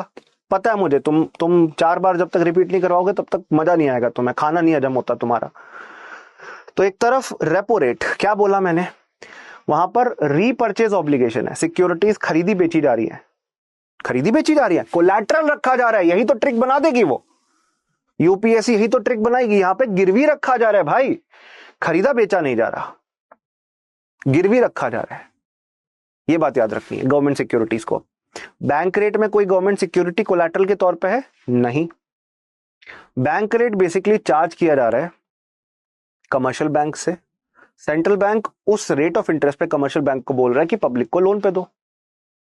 रेपो रेट शॉर्ट टर्म है, bank rate long term instrument है, ये फर्क है। समझ आया? क्लियर हुआ सबको? अगर बाय चांस कोई दिक्कत रह गई है तो I will take your doubts in the end, don't worry, ठीक है ना? आरबीआई नोट छापेगा भैया, आरबीआई नोट ना बहुत संभल के छापता है। एक लिमिट से ज्यादा आरबीआई ने नोट छाप दिए तो वेनेजुएला और जिम्बाब्वे जैसा एपिसोड इंडिया में हो जाएगा। अब आप सोचो नोट छापना कितना आसान है, छाप दो, करोड़ों लाखों करोड़ों के नोट छाप दो। बट सप्लायर्स और सेलर्स वो बेवकूफ थोड़ी ना है, वो प्राइस बढ़ा देंगे, मार्केट रेट्स बढ़ा देंगे, इन्फ्लेशन बढ़ने लगेगा। तो इसको डेफिसिट फाइनेंसिंग कहते हैं, ये हम पब्लिक फाइनेंस वाली क्लास में पढ़ेंगे। डेफिसिट फाइनेंसिंग, यहां पे तुम नोट छापते जाओगे, छापते जाओगे, छापते जाओगे, सप्लायर सेलर वो चीजों के इंटरेस्ट, जो चीजों के प्राइसेस हैं, नॉट इंटरेस्ट, प्राइसेस, वो बढ़ाते जाएंगे, बढ़ाते जाएंगे, बढ़ाते जाएंगे। फिर क्या फायदा होगा? फिर ना बैग भर के, झोला भर के खरीदने, एक ब्रेड का पीस खरीदने जाना। तो इसलिए deficit financing is never a good option, it is never a good option, ठीक है? आगे चल रहे हम, 2 टर्मिनोलॉजीज हमें समझनी है, सीआरआर और एसएलआर। इसे समझाने से पहले एनडीटीएल पढ़ाया था आपको मैंने, net demand and time liability, और मैंने बताया था डिमांड एंड टाइम डिपॉजिट क्या होता है। देखो, नेट डिमांड टाइम लायबिलिटी समझो, यह है आईसीआईसीआई बैंक। इसके पास कस्टमर कुछ 1 लाख करोड़ रुपए जमा करा रहे हैं। आईसीआईसीआई बैंक इसमें से कुछ पैसा आरबीआई के पास जमा करा देगा, कुछ पैसा अदर बैंक्स के पास जमा करा देगा। हम मानते हैं आरबीआई के पास 10 लाख जमा करा दिया, 10 नहीं 10,000 करोड़ जमा करा दिया, और बाकी बैंकों के पास 5,000 करोड़ कमा दिया, 5,000 करोड़ जमा करवा दिया। तो रिमेनिंग कितना हुआ? 1 लाख माइनस 10,000 माइनस 5,000, कितना बचा? 85,000 करोड़, जो कि शॉर्ट टर्म और लॉन्ग टर्म या डिमांड डिपॉजिट और टाइम डिपॉजिट्स में बटा हुआ है। आप और मेरे जैसे लोग बैंक में पैसा जमा कराते हैं, डिमांड डिपॉजिट या टाइम डिपॉजिट में कराते हैं। वो हो गया net demand and time liability. और मैं लायबिलिटी वर्ड क्यों यूज कर रहा हूं? जिस दिन मैंने बैलेंस शीट एसेट लायबिलिटी का कॉन्सेप्ट समझाया था तब मैंने बता दिया था, बैंकों के लिए आपका डिपॉजिट का पैसा लायबिलिटी होता है और हमारे लोन का पैसा एसेट होता है। ये बताया है मैंने, आज कोई नई चीज नहीं बता रहा हूं। एनडीटीएल, ये समझ आया? तो अब समझ आएगा एसएलआर और सीआरआर क्या होता है। अब आपने तो बैंक में पैसा जमा करा दिया, अब वो बैंक सारा पैसा लोन पे डाल देगा, लोन दे देगा कस्टमर्स को, तो बैंक क्या बना? ठन ठन गोपाल। बैंक के पास तो कोई पैसा बचा ही नहीं है। ऐसी सिचुएशन में बैंक क्या करेगा? ऐसी सिचुएशन में बैंक के पास कुछ जब बचा ही नहीं है, तो बैंक से आप कल एटीएम में विड्रॉ करने के लिए कार्ड डालोगे अपना, मशीन में लिखा आएगा नो मनी, उस मशीन को तोड़ दोगे कि नहीं तोड़ोगे? गुस्से में तोड़ दोगे ना। मतलब आप लोग बहुत ज्यादा नाखुश होगे ना। आप अपना पैसा विड्रॉ करने की कोशिश कर रहे हो, बैंक कह रहे नहीं है। और व्हाट डू यू मीन नहीं है? देना पड़ेगा। तो इसलिए बैंक को कुछ पैसा रखना पड़ता है अपने पास, ताकि स्टेबिलिटी बनी रहे और बैंक रन की सिचुएशन ना हो, और बैंक रन की सिचुएशन ना हो। तो CRR ये आपका मिनिमम डिपॉजिट अमाउंट है, जो कि कमर्शियल बैंक्स को, it is the amount of minimum deposit which commercial banks have to maintain with RBI। CRR एक ट्रिक सिखाऊं? SLR मतलब सेल्फ, CRR RR है ना इसमें, मतलब RBI। ये एक ट्रिक है, रट लेना, इसे काम आएगा। CRR में आप RBI के पास पैसा रख रहे हो, SLR में आप खुद के पास, सेल्फ के पास पैसा रख रहे हो। ये वो डिपॉजिट अमाउंट है जो बैंक्स को RBI के पास मेंटेन करना पड़ रहा है, CRR। ये वो कैश का अमाउंट है जो RBI के रिजर्व में रख रहे हो। बैंक क्या कर रहा है? RBI के रिजर्व में रख रहा है, RBI के रिजर्व में रख रहा है against the net demand and time liability it has received. कि इनके पास 85,000 की NDTL थे, RBI ने बोला उसमें से निकाल के 5,000 करोड़ हमारे पास रखो, हमारे रिजर्व में, हमारे रिजर्व में। आज है CRR 4.5%। तो टेक्निकली अगर 10,000 करोड़ किसी बैंक के पास आया, तो उसका 4.5% उसे RBI के पास रखना होगा। यह आज का रेट है। अच्छा, 4.5% रखना है RBI के पास, ये तो बहुत क्लियर है, हमको अच्छे से समझ आ गया। Net demand and time liability का परसेंटेज है ये भी समझ आ गया। पर इसका एप्लीकेशन क्या है? अभी कितना इंटरेस्ट रेट दिखाया आपको? 4.5। अगर RBI चाहे तो दो चीजें कर सकती है, इंक्रीज एंड डिक्रीज। इंक्रीज कर दिया, मान लो 10% कर दिया, ऐसे केस में क्या होगा? इंक्रीज कर दिया, RBI कह रहा है कि 10% रखो, जो भी पैसा तुम्हारे पास आया हमारे पास रिजर्व में। तो पहले से बैंक ज्यादा पैसा लोगों को लोन में दे पाएगा या कम पैसा लोगों को लोन में दे पाएगा? ये रेड कलर का एरो दिखा रहा है कम पैसा लोन में दे पाएगा, क्योंकि पहले से कुछ पैसा आपको अब रिजर्व में ज्यादा रखना पड़ रहा है RBI के पास, and this reserve value has increased. अच्छा ठीक है सर, इसका रिवर्स पॉसिबल है। अगर CRR गवर्नमेंट घटा दे, 2% कर दे, तो फिर क्या होगा कि पहले 4.5% रखना पड़ता था, अब 2% रखना पड़ रहा है। तो जो एक्सेस 2.5% है वो अब मार्केट में बैंक लोन पे घुमा सकते हैं। तो इससे मार्केट में लिक्विडिटी बढ़ेगी घटेगी? ये ग्रीन एरो किस लिए बनाए? यही सिग्निफाई करने के लिए बनाए, बढ़ेगी, बढ़ेगी तभी बनाए। तो मतलब आपको जो मैंने बात समझाई कि इंक्रीज करोगे तो लिक्विडिटी कम होगी, डिक्रीज करोगे तो लिक्विडिटी ज्यादा होगी। पूरे लॉजिक से समझा दिया है, इजी पीजी। ठीक है जी, आगे चले। CRR हमने देखा। CRR पे क्या कोई इंटरेस्ट मिलता है बैंक को कि तुमने खाली पैसा जाके RBI की तिजोरी में रख दिया, तुम्हें बदले में कुछ मिल रहा है? बदले में कुछ मिल रहा है क्या? इस पे भी क्वेश्चन बनता है। I am making this big cross to signify no, you don't get anything. कुछ नहीं मिलेगा। Banks do not earn any interest on this money. CRR आपने उधार थोड़ी ना दिया है, आपने तो रिजर्व में रख दिया ना, उस पर क्या पैसा कमाओगे? कहां रिजर्व, कहां आपने लोन पे दिया है? रिजर्व में रखा है यार। अगर CRR हाई है तो कमर्शियल बैंक्स की कैपेसिटी लोन क्रिएट करने की कम हो जाएगी। CRR लो है तो कमर्शियल बैंक्स की capacity to create credit in the economy will be high. ये तो सही है भाई, समझ आई? इन पे क्वेश्चन बनते हैं। सीआरआर बैंक खुद अपने पास नहीं रखता, आरबीआई के पास सेंड करता है। बट एक प्रोविजन है, कुछ सिचुएशंस में आरबीआई अलाउ कर सकता है कि ये बैंक अपने खुद के तिजोरी में, खुद के वॉल्ट में भी ये पैसा अलग से रख ले on behalf of RBI in certain situation. अब मणिपुर में एक ब्रांच है बैंक की, उसको मुंबई आरबीआई के पास पैसा भेजना पड़ेगा। It is better to keep it with itself. इतना दूर कहां भेजोगे भाई पैसा, कितना खर्च हो जाएगा पैसा, मत करो ना। ओके हाँ, एनडीटीएल का परसेंटेज होता है, net demand and time liability का। ये आपका क्वेश्चन मैंने जवाब दे दिया बेटा, ठीक है जी। तो कुछ सिचुएशन में आरबीआई के पास और सेल्फ के पास भी रख सकते हो। दूसरी सिचुएशन एसएलआर, ये वो परसेंटेज है टोटल जो एनडीटीएल है हमारा, net demand and time liability या टोटल पब्लिक डिपॉजिट्स, जो बैंक्स को अब किसके पास मेंटेन करके रखना पड़ रहा है, सेल्फ, खुद के पास।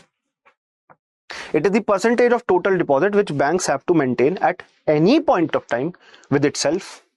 तो टेक्निकली एनडीटीएल का वो शेयर जो बैंक को अपने तिजोरी में रखना पड़ रहा है या कुछ लिक्विड एसेट्स के अंदर इन्वेस्ट करना पड़ रहा है। लॉजिक समझो, लिक्विड एसेट का मतलब होता है वो एसेट जिनको तुरंत इस्तेमाल कर सकते हो। कैश सबसे ज्यादा लिक्विड है, गोल्ड थोड़ा कम लिक्विड है क्योंकि उसे बेचना पड़ेगा, कैश में कन्वर्ट करवाना पड़ेगा। कंपनी के शेयर थोड़े और कम इलिक्विड है, कम लिक्विड है या इलिक्विड है क्योंकि शेयर्स बेचने में टाइम लगता है, खरीदने वाला ढूंढना पड़ेगा। और प्रॉपर्टी तो सबसे ज्यादा इल लिक्विड या सबसे कम लिक्विड है। प्रॉपर्टी बेचने में कितना टाइम लगता है, अलग अलग डीलर से मिलो, अलग अलग पर्सन पार्टी से मिलो, समझ पा रहे हो। तो लिक्विडिटी का डाउनवर्ड कर्व एक तरीके से बताया मैंने आपको। तो इनको कुछ सिक्योरिटीज हैं आरबीआई के द्वारा जो अप्रूव्ड होती हैं, कुछ शेयर्स हो सकते हैं, बॉन्ड्स हो सकते हैं, उनके अंदर पैसा मेंटेन करके रखना पड़ता है। या तो कैश में रखेंगे या तो गोल्ड भी एक अच्छा ऑप्शन है, ठीक है। गोल्ड भी काफी लिक्विड होता है, गोल्ड भी एक अच्छा ऑप्शन है, not as liquid as cash but good option. तो ये आप आरबीआई के पास नहीं रख रहे हो, banks they are keeping it with themselves, खुद के पास रख रहे हैं। ये बात क्लियर हुई, ये खुद के पास रख रहे हैं, ये आरबीआई के पास नहीं है। As per the amendment of Reserve Bank of India Act, Banking Regulation Act, जो अभी रिसेंटली कुछ टाइम पहले हुआ था, SLR 0 से 40% के बीच में हो सकता है। आज रेट 18% है, बट ये 0% से 40% के बीच में हो सकता है। आज 18% है टुडे, अगर आज का आप देखेंगे तो आज 18 है। गवर्नमेंट अगर चेंज कर दे इसको, लेट से 40 ही कर दे, 0 कर दे या 40 कर दे, अब क्या होगा? अगर 0 कर दिया तो क्या होगा? ऐसी सिचुएशन में क्या होगा? ऐसी सिचुएशन के अंदर जब आपने एसएलआर घटा दिया, रिड्यूस कर दिया, मतलब अब बैंक्स को खुद के पास जो पैसा रखने की रिस्पॉन्सिबिलिटी, कंपल्जन होता था, अब वो खत्म हो जाएगा। अब अगर कंपल्जन खत्म हो जाएगा, इसका मतलब है कि वो लोगों को लोन में दे पाएगा। अगर लोगों को लोन दे पाएगा तो इससे क्या होगा? हमारे देश में लिक्विडिटी बढ़ेगी घटेगी? मनी सप्लाई बढ़ेगी घटेगी? मनी सप्लाई बढ़ेगी। मनी सप्लाई बढ़ेगी तो क्या बढ़ेगा? इकोनॉमिक ग्रोथ बढ़ेगी, लोगों की कंजम्पशन बढ़ेगी, आउटपुट बढ़ेगा, इन्वेस्टमेंट बढ़ेगी, ग्रोथ बढ़ेगी, और इंटरेस्ट रेट कम है। सिंपल, इससे क्या सिंपल हो सकता है? 40% कर दिया, पहले से अब और ज्यादा पैसा आपने बोल दिया कि हमें अब अलग से रखना पड़ रहा है, लोन में नहीं दे सकते। इससे क्या होगा? इससे मनी सप्लाई कम होगी, इंटरेस्ट रेट बढ़ जाएंगे, consumption, investment, output and growth, ये वर्ड्स आपके एग्जाम में यूज हो सकते हैं। Consumption, investment, output and growth, CIOU, ये घट जाएगा। ये वर्ड्स यूज हो सकते हैं, इससे बाहर कुछ नहीं आएगा, ये गारंटी है। तो CRR और SLR रेगुलेट करते हैं लिक्विडिटी हमारी इकोनॉमी में, बिल्कुल करते हैं जी। कितना क्रेडिट क्रिएशन, कितना उधार आप लोगों को दोगे, ये भी रेगुलेट होता है, बिल्कुल होता है जी। SLR CRR बढ़ाओगे, मनी सप्लाई कम हो जाएगी बैंकों के पास। उसका उल्टा करोगे, CRR SLR घटाओगे, कम करोगे, रिड्यूस करोगे, मनी सप्लाई बढ़ जाएगी। तो एक रिवर्स रिलेशनशिप देखने मिल रहा है दोनों के बीच में, राइट? ये आपको बात समझनी है। ओके, तो अब no no no no, upper limit ऐसा कुछ सच नहीं है, पर एक लिमिट तक गवर्नमेंट कंट्रोल करके रखने की कोशिश करती है। CRR और SLR का फर्क, पहले CRR, बैंक्स को CRR RBI के पास रखना होता है, खुद के पास भी कुछ सिचुएशन में रखा जा सकता है। SLR बैंक्स को लिक्विड एसेट में खुद के पास रखना होता है, RBI अप्रूव्ड सिक्योरिटीज में, जिनको मार्केटेबल सिक्योरिटी, मार्केट में बेचने योग्य सिक्योरिटीज कहा जाता है, गोल्ड में या कैश में। SLR बैंक खुद के पास रखता है। CRR पे बैंक कुछ नहीं कमाता, SLR पे कुछ ना कुछ कमा सकता है। गोल्ड की वैल्यू बढ़ती घटती रहती है।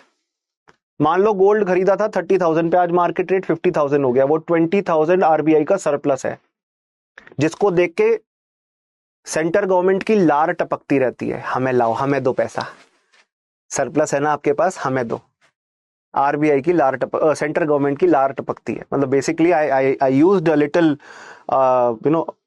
सच words to explain things to you, कि सेंटर गवर्नमेंट RBI से कई बार यही सरप्लस मांगती रहती है, या फॉरेन सिक्योरिटीज के या फॉरेन करेंसीज के रेट में जो चेंज आता है, डॉलर सस्ते पे खरीदा था, डॉलर का रेट बढ़ गया, बेचकर पैसा कमा लेगा RBI एक तरीके से।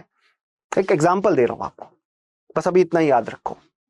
CRR जो है आपका, ये लिक्विडिटी कंट्रोल, CRR जो लिक्विडिटी कंट्रोल करने में हेल्प करता है, RBI के पास कैश को ट्रैप करके। SLR भी क्रेडिट ग्रोथ को कंट्रोल करता है और कोशिश करता है कि इकोनॉमी में पैसे जो लोन के तौर पे लोगों को दिए जा रहे हैं, उनकी एक लिमिट इंक्रीज कर सके या डिक्रीज कर सके। ये CRR और SLR है, और ये भी क्वांटिटेटिव टूल्स हैं। अगला OMO। OMO क्या होता है? फिर LTRO भी देखेंगे, ओपन मार्केट ऑपरेशन। सर किसका ऑपरेशन किया जा रहा है यहां पे? Open market operation. यहां पे किसका ऑपरेशन हो रहा है? ऑपरेशन मतलब कुछ एक्टिविटी हो रही है। ऑपरेशन का टेक्निकल मीनिंग ये है, कोई ना कोई एक्टिविटी हो रही है, कुछ खरीदा बेचा जा रहा है। क्या खरीदा बेचा जा रहा है? RBI on one hand is buying something, on the other hand it is selling something। एक चीज एक बार में होती है, और किससे खरीदा बेचा जाता है? शेड्यूल कमर्शियल बैंक से। क्या खरीदा बेचा जाता है? Government securities. गवर्नमेंट सिक्योरिटीज, सरकारी प्रतिभूतियां। RBI बाय करती है शेड्यूल कमर्शियल बैंक से, या RBI सेल करती है शेड्यूल कमर्शियल बैंक्स को ओपन मार्केट ऑपरेशन की एक्सरसाइज के दौरान। फाइनेंशियल मार्केट में गवर्नमेंट सिक्योरिटीज जैसे खरीदी बेची जाती है। इससे क्या इंपैक्ट होता है? मनी सप्लाई पर इंपैक्ट होता है हमारी इकोनॉमी में। कैसे होता है? जब मान लो मार्केट में बहुत ज्यादा मनी सप्लाई है, मतलब मार्केट में बहुत ज्यादा लिक्विडिटी है, बहुत पैसा है लोगों के हाथ में। RBI को दिखेगा इतना पैसा लोग हाथ में लेके घूम रहे हैं, बर्दाश्त नहीं, हमें बर्दाश्त नहीं कर सकता, इतना पैसा लोगों के हाथ में नहीं देख सकता RBI। रीजन क्या है? क्योंकि वो excess money will create inflationary pressure, महंगाई बनाएगा ना वो। तो RBI क्या करेगा? जब बहुत ज्यादा लिक्विडिटी है मार्केट में, RBI कहेगा ऐसा है, सुनिए जरा, ऐसा है कि हम आपको कुछ गवर्नमेंट सिक्योरिटीज बेच रहे हैं जिसपे हाई इंटरेस्ट रेट देंगे, और क्योंकि ये गवर्नमेंट सिक्योरिटी है तो सेफ इन्वेस्टमेंट है, रेगुलर इनकम मिलेगी आपको, बढ़िया चीज है, इसमें इन्वेस्ट कर लो, बढ़िया चीज है, इन्वेस्ट कर लो।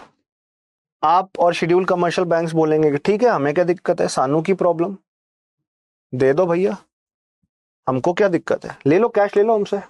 तो ये RBI का षड्यंत्र था हमारे से कैश सोखने का। क्यों? मनी सप्लाई कम करनी है, मार्केट में बहुत ज्यादा स्प्रेड हो चुकी है, तो कैश ऐसे RBI क्या कर लेगा? एब्जॉर्ब कर लेगा, तब बाय करेगा ये ओपन मार्केट ऑपरेशन में। बाइंडिंग एज सच नहीं होता, पर RBI बहुत ल्यूक्रेटिव ऑफर्स देता है, और कई बार RBI के गवर्नर कहते हैं प्लीज ऐसा कर लो but in in in strict terms ऐसा कोई बाइंडिंग नहीं होता, और नॉर्मली आरबीआई के साथ बैंक्स कोऑपरेट करते ही हैं, राइट। तो ये आपको ध्यान रखना है। आरबीआई क्या करता है, इट सेल सिक्योरिटी, ताकि वो एब्जॉर्ब कर ले जो भी एक्सेस लिक्विडिटी मार्केट में है, जितना पैसा मार्केट में है। अच्छा, बाय कब करेगा, खरीदेगा कब, खरीदेगा कब, ये बताओ, खरीदेगा कब? जब मार्केट के अंदर लिक्विडिटी कम है और उसे बढ़ाना है। तो कहेगा एक बात बताओ, तुम्हारे पास गवर्नमेंट सिक्योरिटीज पड़ी हैं, schedule commercial banks, schedule commercial bank कह रही है हमारे पास पड़ी हैं, बहुत सारी हैं, जितनी चाहिए ले लो, लाओ। ये देखो, आपके सामने गवर्नमेंट सिक्योरिटी उड़ के पहुंच गई आरबीआई के पास। अब आरबीआई बदले में क्या देगा, आरबीआई देगा नोटों का थैला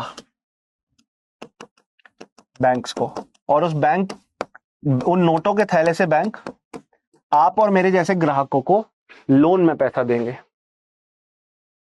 और इससे मनी सप्लाई जो इकोनॉमी में रिड्यूस हो गई थी वो वापस इंक्रीज हो जाएगी। Why open market operations, because इससे ये सबसे डायरेक्टली अवेलेबल, सबसे इजीली अवेलेबल है, सबसे ज्यादा डायरेक्टली इंपैक्ट करता है मार्केट को। Repo rate, reverse repo rate भी अपनी जगह है, बट यहां बैंक्स के पास डायरेक्ट आप लिक्विडिटी दे रहे हो ना। ओपन मार्केट ऑपरेशन, एक टेबल बना लेते हैं,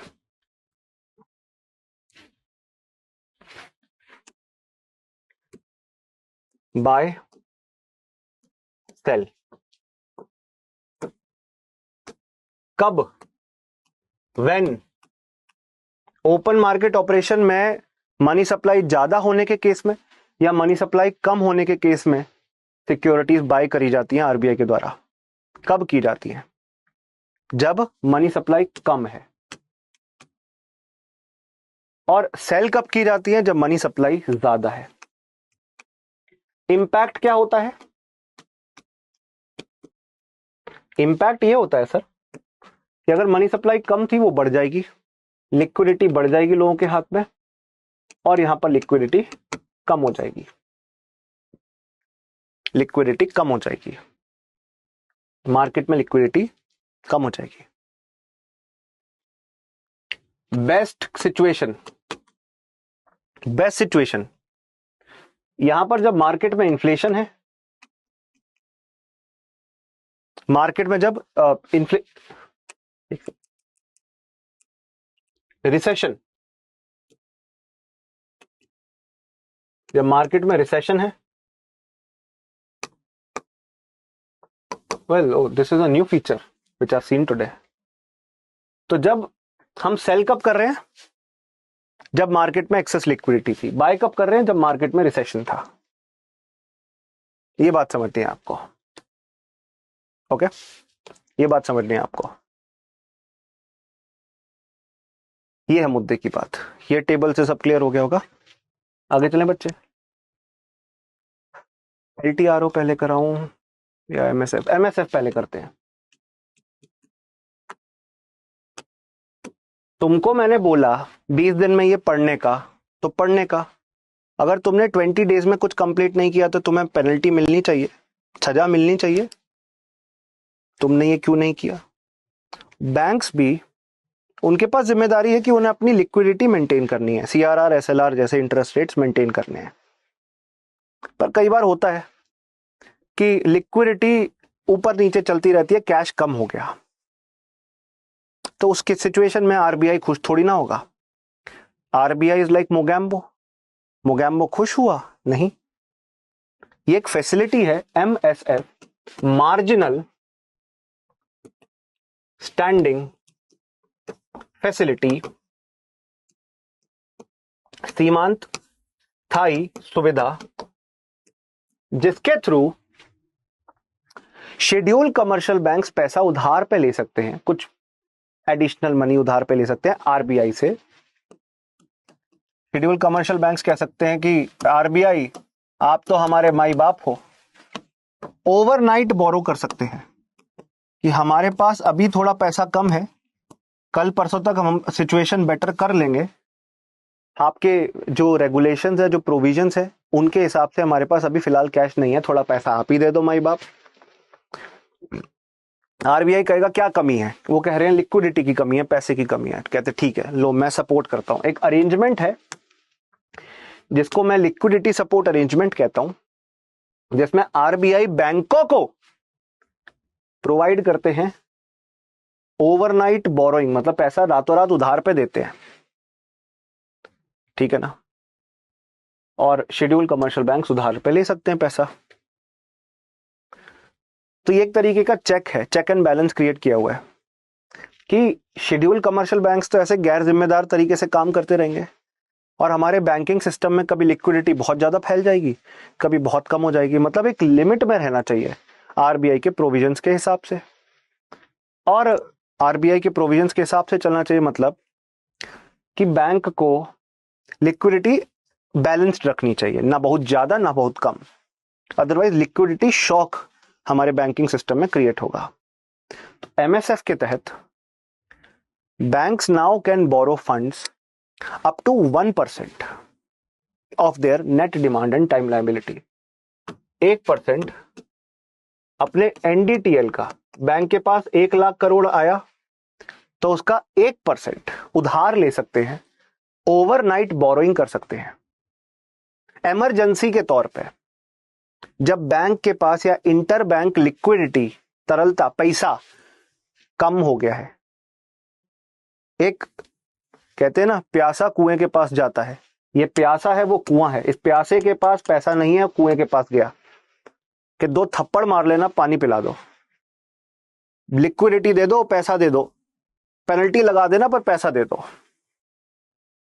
तो this is a last resort for banks when they exhaust all other borrowing options. जब कोई और, मैंने क्या कहा, जब कोई और नहीं होता साथ देने के, तब काम आता है RBI, right. Sir repo rate में भी तो पैसा कोलैटरल रख के, गिरवी रख के उधार पे दे रहा है बैंक, आरबीआई। रेपो रेट याद है ना, रेपो रेट पे भी तो उधार पे देता है। जब रेपो रेट की सिचुएशन भी एग्जॉस्ट हो जाए, वो भी ऑप्शन नहीं खुला हो, गिरवी रखने के लिए भी कुछ नहीं है, तब फिर MSF will be the best option, this will be the best option. इसलिए ना रेपो रेट से भी ऊपर रखा जाता है एमएसएफ। एमएसएफ हमेशा रेपो रेट से ज्यादा रहेगा, या तो इक्वल रहेगा या तो ज्यादा रहेगा, ज्यादा ही रहेगा, इक्वल भी क्यों रहेगा। आज एमएसएफ कितना है, दिख रहा है सबको? नहीं दिख रहा तो मैं बता देता हूं, 6.5%, 6.5%। रेपो रेट कितना है, 6.25%। ये इमरजेंसी बेसिस के लिए, शॉर्ट टाइम पीरियड के लिए। Always more than need not be, always more than repo, that is a fixed condition. ये याद रखना, रेपो से तो ये ज्यादा होगा। Always more than bank rate, need not be. एक चीज आपने यहां देखी, ये जूम क्यों नहीं हो रहा, एक सेकेंड यार, इसको अब जूम ठान ही लिया मैंने, ओहो हो गया। Where there is a will there is a way, जो ठान लिया वो करके दिखाएंगे। 6.5% MSF, 6.5% bank rate, right. 6.5% MSF, 6.5% bank rate. Bank rate के या तो ये इक्वल रहेगा, बट ये हमेशा रेपो रेट से ज्यादा रहेगा, ये कंडीशन बस याद रखनी है। जरूरी नहीं है प्लस 0.25%, वो जरूरी नहीं है, वो अभी है रेपो प्लस 0.25, जरूरी नहीं है। और कितना पैसा उधार पे ले सकते हो, 1% of NDTL and net demand and time liability का 1%, इतना आप उधार पे ले सकते हो, ये बात आपको याद रखनी है। नेक्स्ट आपका एसडीएफ, स्टैंडिंग डिपॉजिट फैसिलिटी, और एलटीआरओ इसके बाद बात करेंगे। अभी क्या हुआ हमारी इकोनॉमी में ना, थैंक्स टू द लॉकडाउन बहुत ज्यादा रिसेशन आ गया, दुकानदारों के पास काम नहीं था, लोग अपना पैसा उधार ले लेकर एग्जॉस्ट कर चुके थे, खत्म हो गया था, लोगों के पास पैसा तक नहीं था, खाने के लिए अनाज का पैसा नहीं था, बहुत मतलब they had lot of problems, okay. ये बात आपको याद रखनी है, बिकॉज ऑफ लॉकडाउन। तो ऐसी किसी सिचुएशन में जहां पे लोगों के पास पैसा नहीं था, गवर्नमेंट बहुत सारी स्कीम्स, आत्मनिर्भर भारत अभियान, बहुत सारे प्रोग्राम शुरू करती है और उस वजह से हमारी इकोनॉमी में बहुत ज्यादा पैसा आता है, बहुत एक्सेस लिक्विडिटी आ जाती है। सम 8.5 लाख करोड़, मतलब many lakhs of crore of rupees enter our financial market. Government और पैसा दे देती है लोगों को, या उनके ऊपर गवर्नमेंट एक्सपेंडिचर करने लगती है। आरबीआई ऐसी सिचुएशन में एक एडिशनल, एक नया टूल का इस्तेमाल करते हैं जिसे स्टैंडिंग डिपॉजिट फैसिलिटी कहते हैं।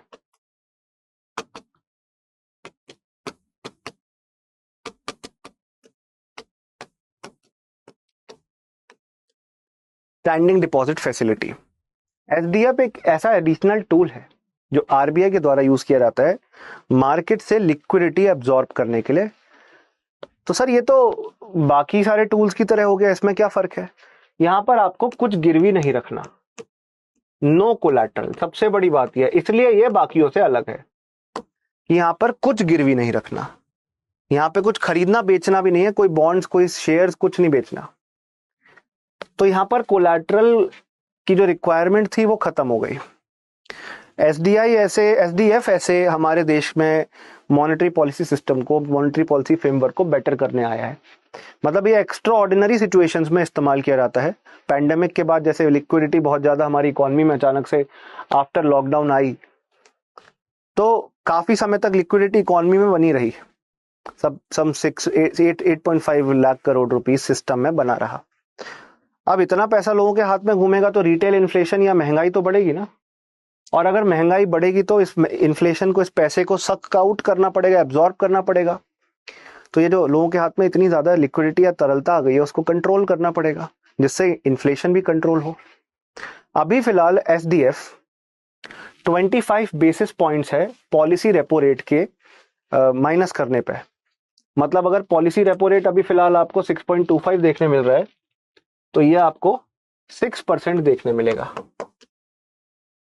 0.25% या 25 बेसिस पॉइंट्स।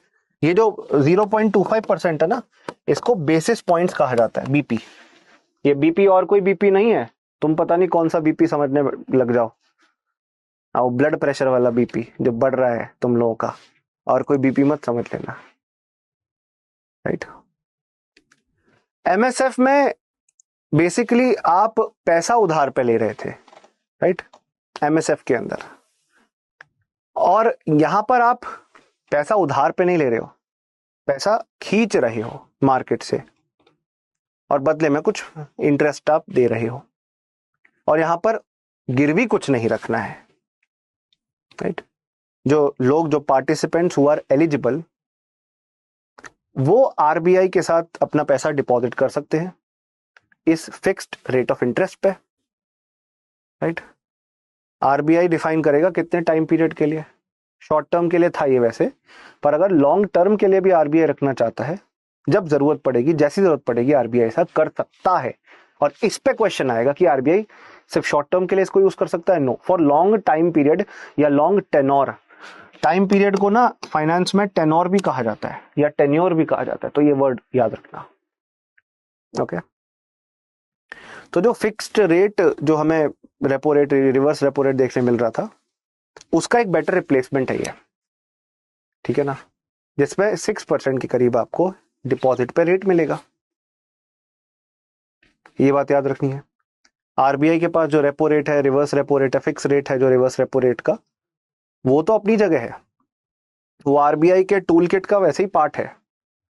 ये डिस्क्रिशनरी, ये जब आरबीआई चाहेगा, जैसे चाहेगा, जरूरत पड़ने पर, टाइम टू टाइम बेसिस पर, तब यूज करेगा। ये कोई नॉर्मल चीज नहीं है, इमरजेंसी सिचुएशन के लिए है, ये बात याद रखनी है।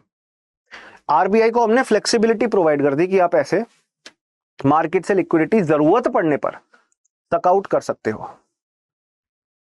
तो एसडीएफ फिर से एक बार समझाता हूं, आरबीआई पैसा मार्केट में जो इतना ज्यादा हो गया था, अभी लिक्विडिटी बहुत ज्यादा फैल गई थी, कोरोना काल में लॉकडाउन हुआ, लॉकडाउन खुला, लोगों ने कहा कि हम ठन को पालें, जेब में पैसा नहीं है, और जेब में पैसा ना होने की वजह से हम बिजनेस कैरी आउट नहीं कर पा रहे। गवर्नमेंट ने कहा ये लो आत्मनिर्भर भारत पैकेज, ये लो प्रधानमंत्री गरीब कल्याण अन्न योजना, फ्री में राशन लो, इतनी सारी चीजें गवर्नमेंट ने हमारे देश में लॉकडाउन के बाद इनिशिएटिव्स के तौर पे दी। उससे बहुत पैसा सप्लाई हुआ, रेपो रेट भी कम किया इकोनॉमी में, उससे बहुत ज्यादा पैसा लोगों ने लोन पे लिया। तो हमारे देश में अचानक रातों रात इन्फ्लेशन बहुत बढ़ने लगा, महंगाई बढ़ने लगी। और आरबीआई ने कहा यार ये तो जो सोचा था उसका उल्टा हो गया, महंगाई बढ़ने लगी। कोई बात नहीं, लोगों के हाथ में जो इतना पैसा आ गया, बैंक्स के पास जो इतना पैसा आ गया, वो सक आउट कर लेते हैं। जो हमारा रेपो रेट है उसमें -0.25, मतलब 6.25 है तो 6% पे हम बैंक्स को बोलते हैं कि हमसे पैसा ये हमें दे दो, ये लो उधार पे पैसा आपको दे रहे हैं हम, और इंटरेस्ट रेट देते रहेंगे, पर कुछ गिरवी रखने की जरूरत नहीं है, बस हमें पैसा चाहिए। हम चाहते हैं बैंक्स आपके पास पैसा ना हो, वरना आप आगे लोन में दोगे। तो आपसे पैसा छीनने का एक तरीका है। छीन तो हम repo rate, reverse repo rate का यूज करके भी कर सकते थे, फिक्स्ड रेट रिवर्स रेपो जो था उससे भी कर सकते थे, वो तो एक नॉर्मल चीज है, वो आरबीआई की टूल किट का पार्ट है। ये एक्स्ट्रा ऑर्डिनरी सिचुएशन में आरबीआई लेकर आता है, ताकि जो रिटेल इन्फ्लेशन, रिटेल मतलब आप और मेरे जैसे लोगों के लेवल पे जो इन्फ्लेशन है उसे कम किया जा सके, कंज्यूमर्स के लेवल पर इन्फ्लेशन को कम किया जा सके इमरजेंसी सिचुएशन में। सर रेपो -0.25 रहेगा। देखो फिलहाल तो यही गाइडलाइंस है, आगे जरूरत पड़ने पे चेंज भी हो सकता है, हमेशा रहेगा इस पर मैं कोई गारंटी नहीं दे सकता, मैं कोई भविष्यवक्ता नहीं हूं, I am not a future predictor, right, I don't know, simple as that. आगे चलें, LTRO, long term repo operations.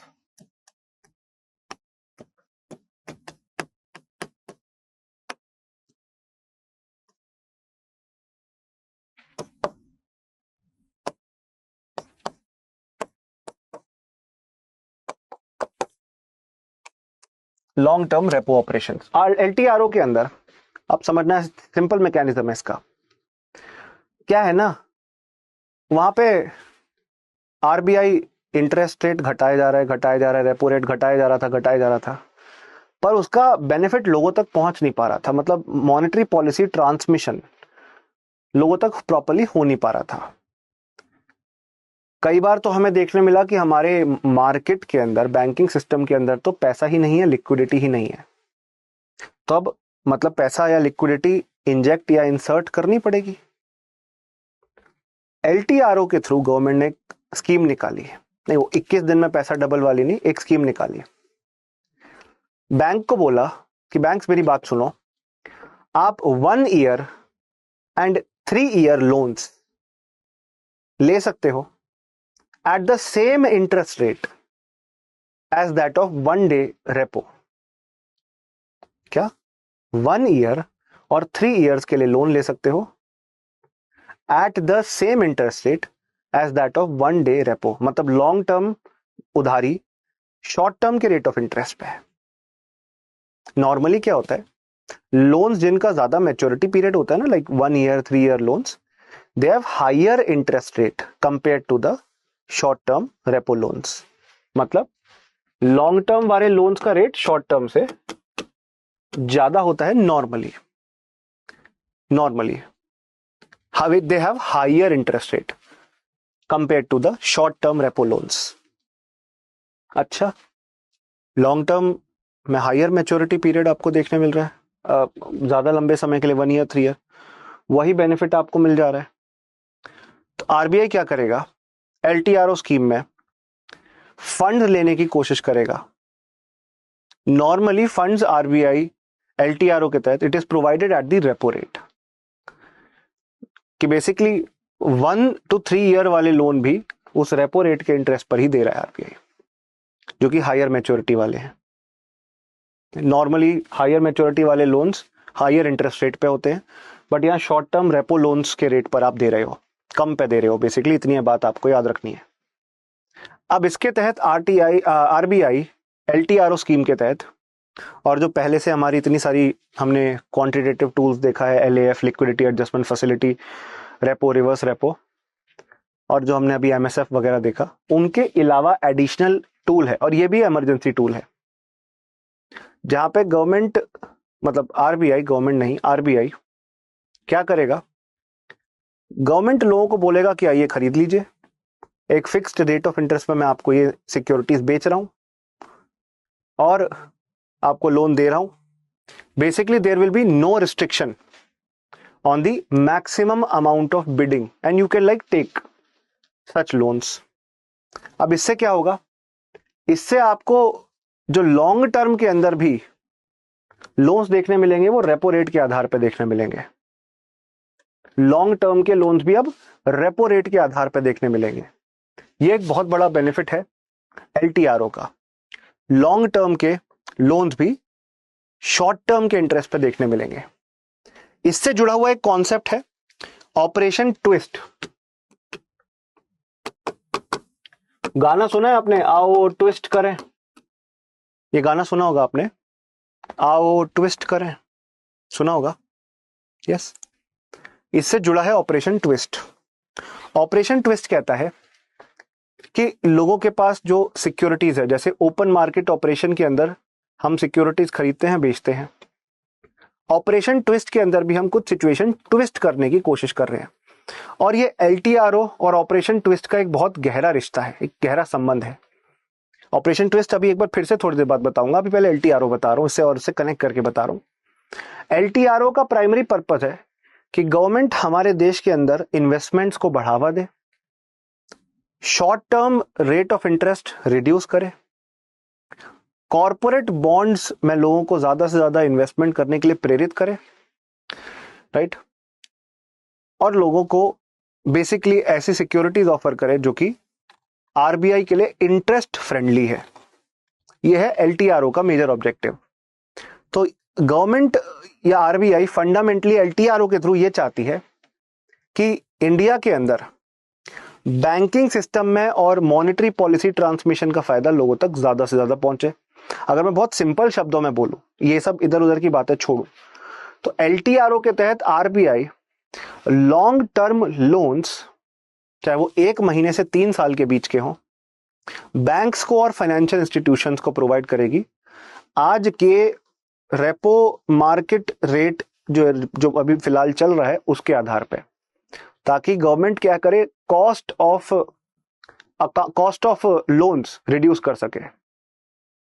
Okay, cost of loans reduce कर सके आरबीआई बेसिकली अपना, it can reduce the cost of loans.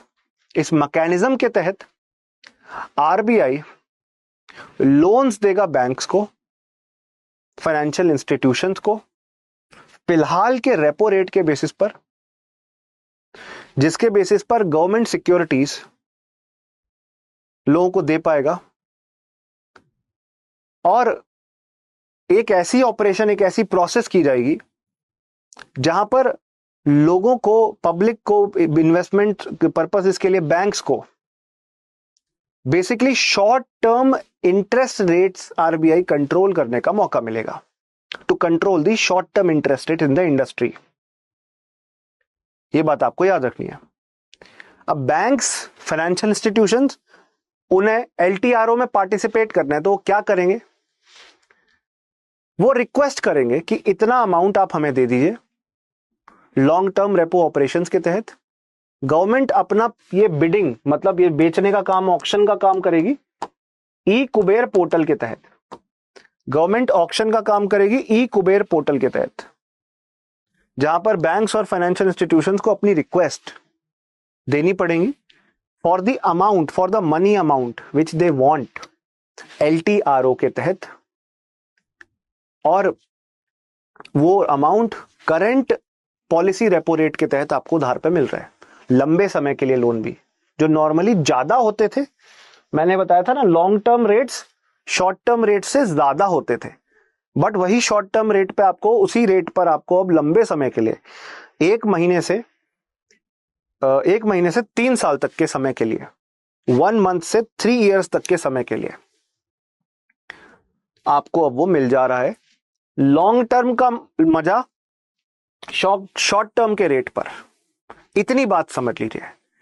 और bank अगर ये मजा लेना चाहते हैं, आरबीआई चाहता है ये मजा सब ले, बैंक भी ले, तो ये मजा कैसे ले सकते हैं, आरबीआई के ई कुबेर पोर्टल पे जाकर, जो आरबीआई का एक सीबीएस है, core banking solution network. RBI के सारे ऑफिसेस, पूरा नेटवर्क इससे कनेक्टेड है, core banking solution network.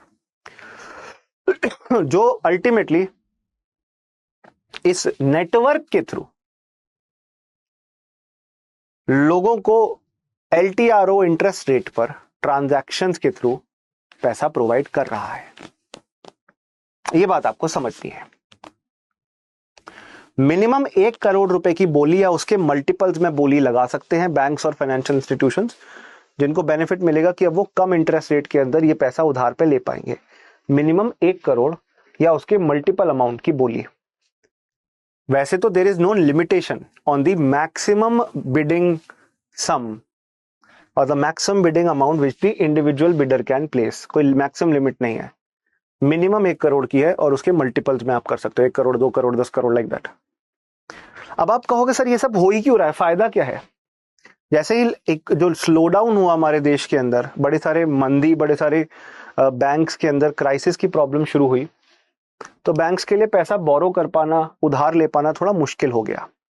RBI ने कहा कि कोई बात नहीं, इकोनॉमिक ग्रोथ तो हमें चाहिए देश की। अभी जब तक हम लोगों को आसानी से, बैंक्स को आसानी से लोन पैसा नहीं देंगे, इजी मनी पॉलिसी नहीं अपनाएंगे, लोगों को इजीली पैसा नहीं देंगे, तो कोई फायदा नहीं होगा। इसलिए आरबीआई ने एलटीआरओ की शुरुआत करी to cut down the repo rate, to cut down the rate at which the banks and financial institutions borrow from RBI. ये कहना चाह रहा था मैं कि मतलब जो प्रिवेलिंग इंटरेस्ट रेट है वो रेपो जितना हो जाए। तो अब कॉस्ट बैंक्स के लिए लोन लेने की कम हो गई, बोरो करने की कम हो गई। उसके साथ साथ आपको देखने मिलेगा इन्वेस्टमेंट बढ़ेंगी, क्योंकि अब बैंक्स के पास लोन देने का मौका मिलेगा। बैंक को ही खुद कम इंटरेस्ट रेट पे लोन मिल रहा है, तो वो आगे भी तो कम इंटरेस्ट रेट पे लोन देगा।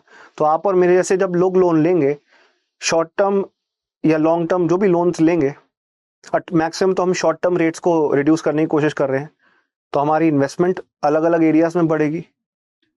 इसके साथ साथ बैंक्स को यह बेनिफिट मिलेगा कि कॉस्ट तो कम हो ही गई, मार्केट सिचुएशन के हिसाब से अफोर्डेबल रेट ऑफ इंटरेस्ट पे लोन मिल रहा है। अलग अलग सेक्टर्स के अंदर क्रेडिट फ्लो बढ़ेगा, बैंक ज्यादा मोटिवेट होंगे कि अब लोगों को पैसा उधार पे दो। तो बेसिकली बस जो सारी बातें बताने की, 100 बात की एक बात, एलटीआरओ आरबीआई के थ्रू कम लेंडिंग रेट पे लोन देगा, बाकी रेट सेम रहेंगे, बस 1 महीने से 3 साल तक के लिए जो लॉन्ग टर्म रेट्स होते थे वो शॉर्ट टर्म रेट जितने हो जाएंगे फॉर दिस स्पेशल पर्पस। ताकि क्या होगा, सस्ते रेट ऑफ इंटरेस्ट में मार्केट में लोन फैले, मंदी के हालात दूर हो, इन्वेस्टमेंट्स बढ़े। ये इसका लॉजिक था। ये सब आरबीआई के ई कुबेर के थ्रू होता है, जो आरबीआई का कोर बैंकिंग सोल्यूशन है। एक सिंगल प्लेटफॉर्म है, सॉफ्टवेयर है, जिससे आरबीआई मनी सप्लाई बूस्ट कर पा रहा है। हाँ, वापस से इकोनॉमी को पटरी पे लाने के लिए, ये बात याद रखना है। इंटरेस्ट इज पर ईयर और पूरा टेन्योर का नहीं, पर ईयर ही होता है, पर ईयर होता है, नॉट होल टेन्योर, ये बात याद रखना। अब आप कहोगे सर पहले से तो एमएसएफ भी एग्जिस्ट कर रहा है, रेपो रेट भी एग्जिस्ट कर रहे हैं, तो इसकी तरफ क्यों जा रहे हैं? क्या रेपो रेट 1 महीने से, 1 महीना भी नहीं बोलना चाहिए, 1 ईयर से 3 ईयर्स की रिक्वायरमेंट पूरी करता है? रेपो रेट तो 1 साल से कम के लिए है ना बाबू। एमएसएफ तो 1 दिन के लिए है ना बाबू, 1 दिन के लिए एमएसएफ है, 1 साल तक के लिए रेपो रिवर्स रेपो है। तो वो लॉन्ग टर्म में उतना इफेक्टिव नहीं हो सकते। 1 साल से 3 साल के लिए अगर फंड चाहिए बैंक या फाइनेंशियल इंस्टीट्यूशन को, तो उसको बैंक रेट पे लेना पड़ता।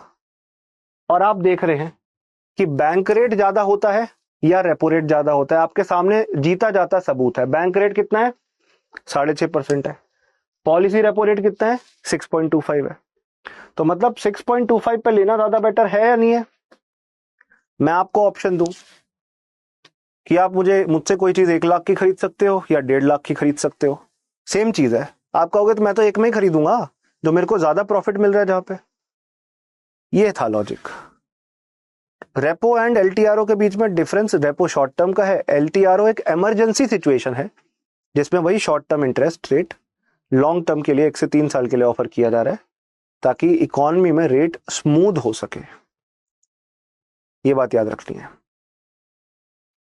ओके, नेक्स्ट हमारा है क्वालिटेटिव टूल्स।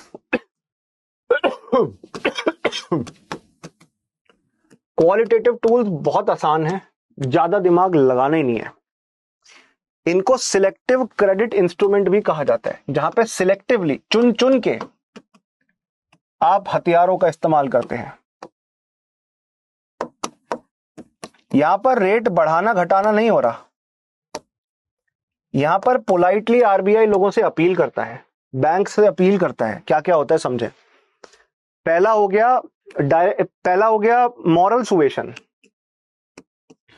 Moral persuasion. जैसे आप लोगों से भी मैं गुजारिश ही कर सकता हूं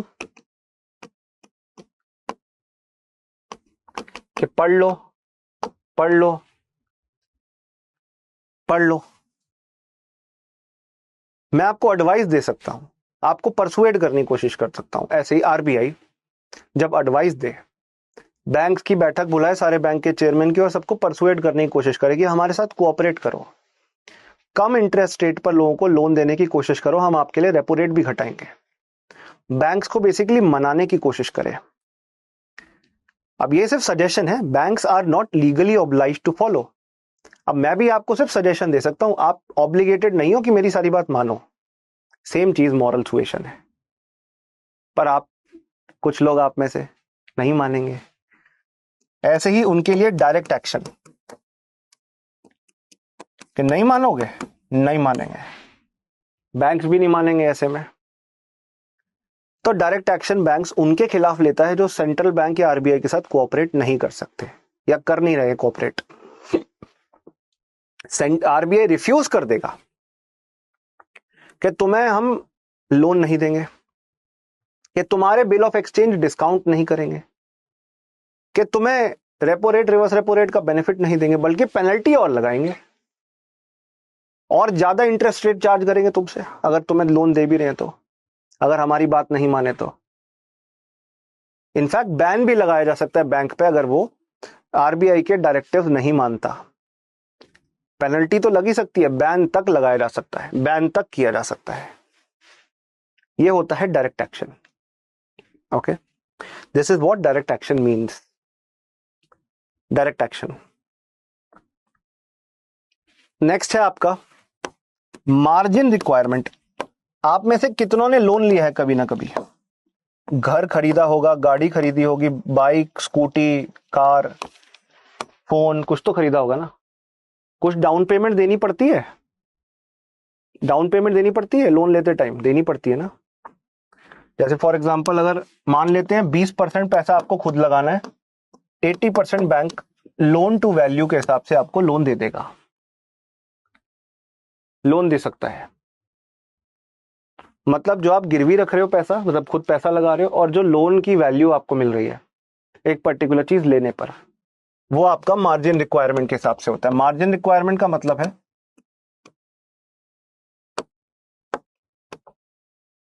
मार्जिन रिक्वायरमेंट जो है आपका, ये डिफरेंस है जो लोन का कोलैटरल, जो गिरवी की रखने की वैल्यू है, एंड द अमाउंट लोन का जो आपको मिल रहा है। अब दो सिचुएशन हो सकती है, ये मार्जिन रिक्वायरमेंट या तो बढ़ा दो या तो घटा दो। मतलब अगर मैंने ये 40-60 कर दिया, मतलब 40% पैसा तुम्हें खुद का रखना है और बाकी 60% लोन लेना है। तो जो लोग जो कि इतना मार्जिन नहीं रख सकते वो तो लोग लोन नहीं लेंगे, वो तो दुखी हो जाएंगे। 40% खुद की जेब से पैसा लगाना ये तो बहुत मुश्किल है। मेरे को गाड़ी खरीदनी है 10 लाख की, 4 लाख मुझे खुद देना पड़ेगा। पहले तो सिर्फ 2 लाख देना पड़ रहा था और 8 लाख का लोन मिल जा रहा था, किस्तें बन जा रही थी, ईएमआई मिल जा रही थी। बट यहाँ पे 4 लाख रखना पड़ेगा, it becomes very difficult for me. ये आपका पहला मार्जिन रिक्वायरमेंट का इंपैक्ट है। दूसरा, मार्जिन रिक्वायरमेंट कम कर दें, 10-90 कर दें, कि 10% खुद लगाओ, 90% लोन ले जाओ। ये तो राइमिंग हो गया, बढ़िया। तो 10% जब आपने खुद पैसा लगाया, इन्वेस्ट किया, ऐसे केस के अंदर आपने कुछ पैसा खुद रखा, बाकी ज्यादातर लोन में मिल गया। तो ऐसे में लोग ज्यादा लोन ले पाएंगे और ज्यादा खुश रहेंगे। तो आरबीआई ऐसे मार्जिन रिक्वायरमेंट प्रिस्क्राइब कर सकता है for the prevention of excessive use of credit for stock exchange speculation और for any other purposes. Basically RBI margin requirement बढ़ा सकता है, जैसे यहां बढ़ाई थी कि उस पर्टिकुलर सेक्टर के अंदर मार्केट के पैसा ज्यादा ना जाए, या घटा सकता है ताकि उस पर्टिकुलर सेक्टर के अंदर ज्यादा पैसा जाए।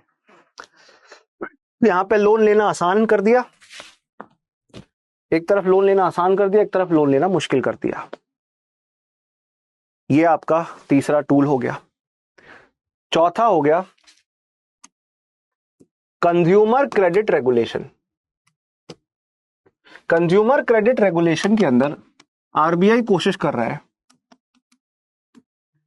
कि कंज्यूमर क्रेडिट सप्लाई को रेगुलेट करे, कि जैसे आप कोई चीज खरीद रहे हो उसमें आपका लोन ड्यूरेशन बढ़ा सके, घटा सके।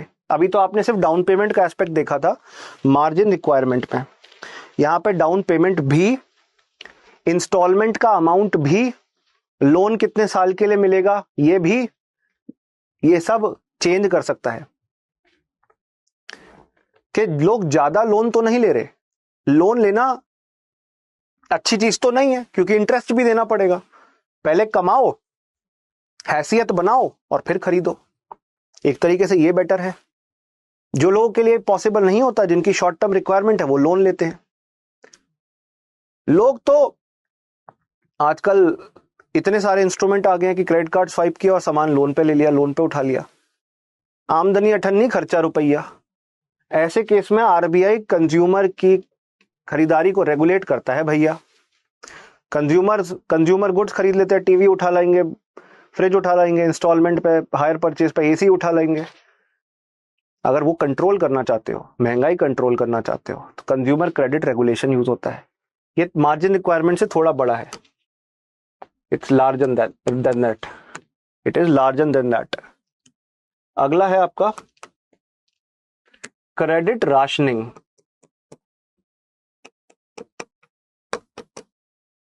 क्रेडिट राशनिंग, क्रेडिट राशनिंग का ऑब्जेक्टिव है कि आरबीआई बोल दे कि इस सेक्टर के अंदर एक्स अमाउंट से ज्यादा लोन दोगे ही नहीं, एक सेक्टर के अंदर एक्स अमाउंट से ज्यादा लोन दोगे ही नहीं। आपने एक लिमिट क्रिएट कर दी, एक मैक्सिमम अमाउंट ऑफ लोन किसी बैंक के द्वारा किसी सेक्टर के अंदर या किसी बैंक के द्वारा कितना दिया जा सकता है, आपने वो डिसाइड कर दिया। आपने कोटा फिक्स कर दिया कि आरबीआई अलग अलग इकोनॉमी के अलग अलग सेक्टर्स पे कितना पैसा उधार पे दे सकता है। आरबीआई के ऊपर आरबीआई ने कोटा सेट कर दिया कि बैंक्स, नॉट आरबीआई, बैंक्स किसी पर्टिकुलर सेक्टर में कितना पैसा उधार पे दे सकते हैं, ये एक बैंक कितना पैसा उधार पे दे सकता है। तो इस तरीके से आप कंट्रोल कर रहे हो, राशन कर रहे हो, लिमिट कर रहे हो, फिक्स कर रहे हो, कोटा बांध दे रहे हो कि कोई कमर्शियल बैंक कितना पैसा आगे लोन पर दे सकता है। ओके, ये बात आपको याद रखनी है। इस तरीके से कंट्रोल किया जा सकता है। छठा ऑप्शन ये है कि डायरेक्टिव्स इशू किए जा सकते हैं, डायरेक्शंस दिए जा सकते हैं। इस मेथड के थ्रू अखबारों में गाइडलाइंस निकाल के, रूल्स बना के, रेगुलेशंस बना के गाइडलाइंस निकाले जा सकते हैं। बैंकों को बोला जा सकता है कि आपको और ज्यादा कैपिटल, और ज्यादा पूंजी रखनी है। जैसे एक होता है कैपिटल एडिक्वेसी रिक्वायरमेंट। अब बैंक कितने लोगों को लोन देता है, कुछ लोग विजय माल्या जी की तरह परदेश भाग जाते हैं बिना लोन दिए, विलफुल डिफॉल्टर घोषित कर लेते हैं खुद को कि हम नहीं देंगे पैसा, कर लो जो करना है, हम विलफुल डिफॉल्टर हैं, अपनी मर्जी से डिफॉल्ट कर रहे हैं, हम नहीं पे करेंगे। तो ऐसे लोगों की वजह से ना कुछ पैसा, जैसे हमारी बाइक है, गाड़ी है, उसमें कुछ तेल रिजर्व में रहता है कि नहीं रहता, वैसे ही आरबीआई को गाइडलाइंस इशू करने पड़ते हैं बैंक्स के लिए कि कुछ पैसा आपको रिजर्व में रखना है, कुछ पैसा रिजर्व में रखना होगा। डायरेक्टिव्स इशू कर सकती है, गाइडलाइंस इशू कर सकती है।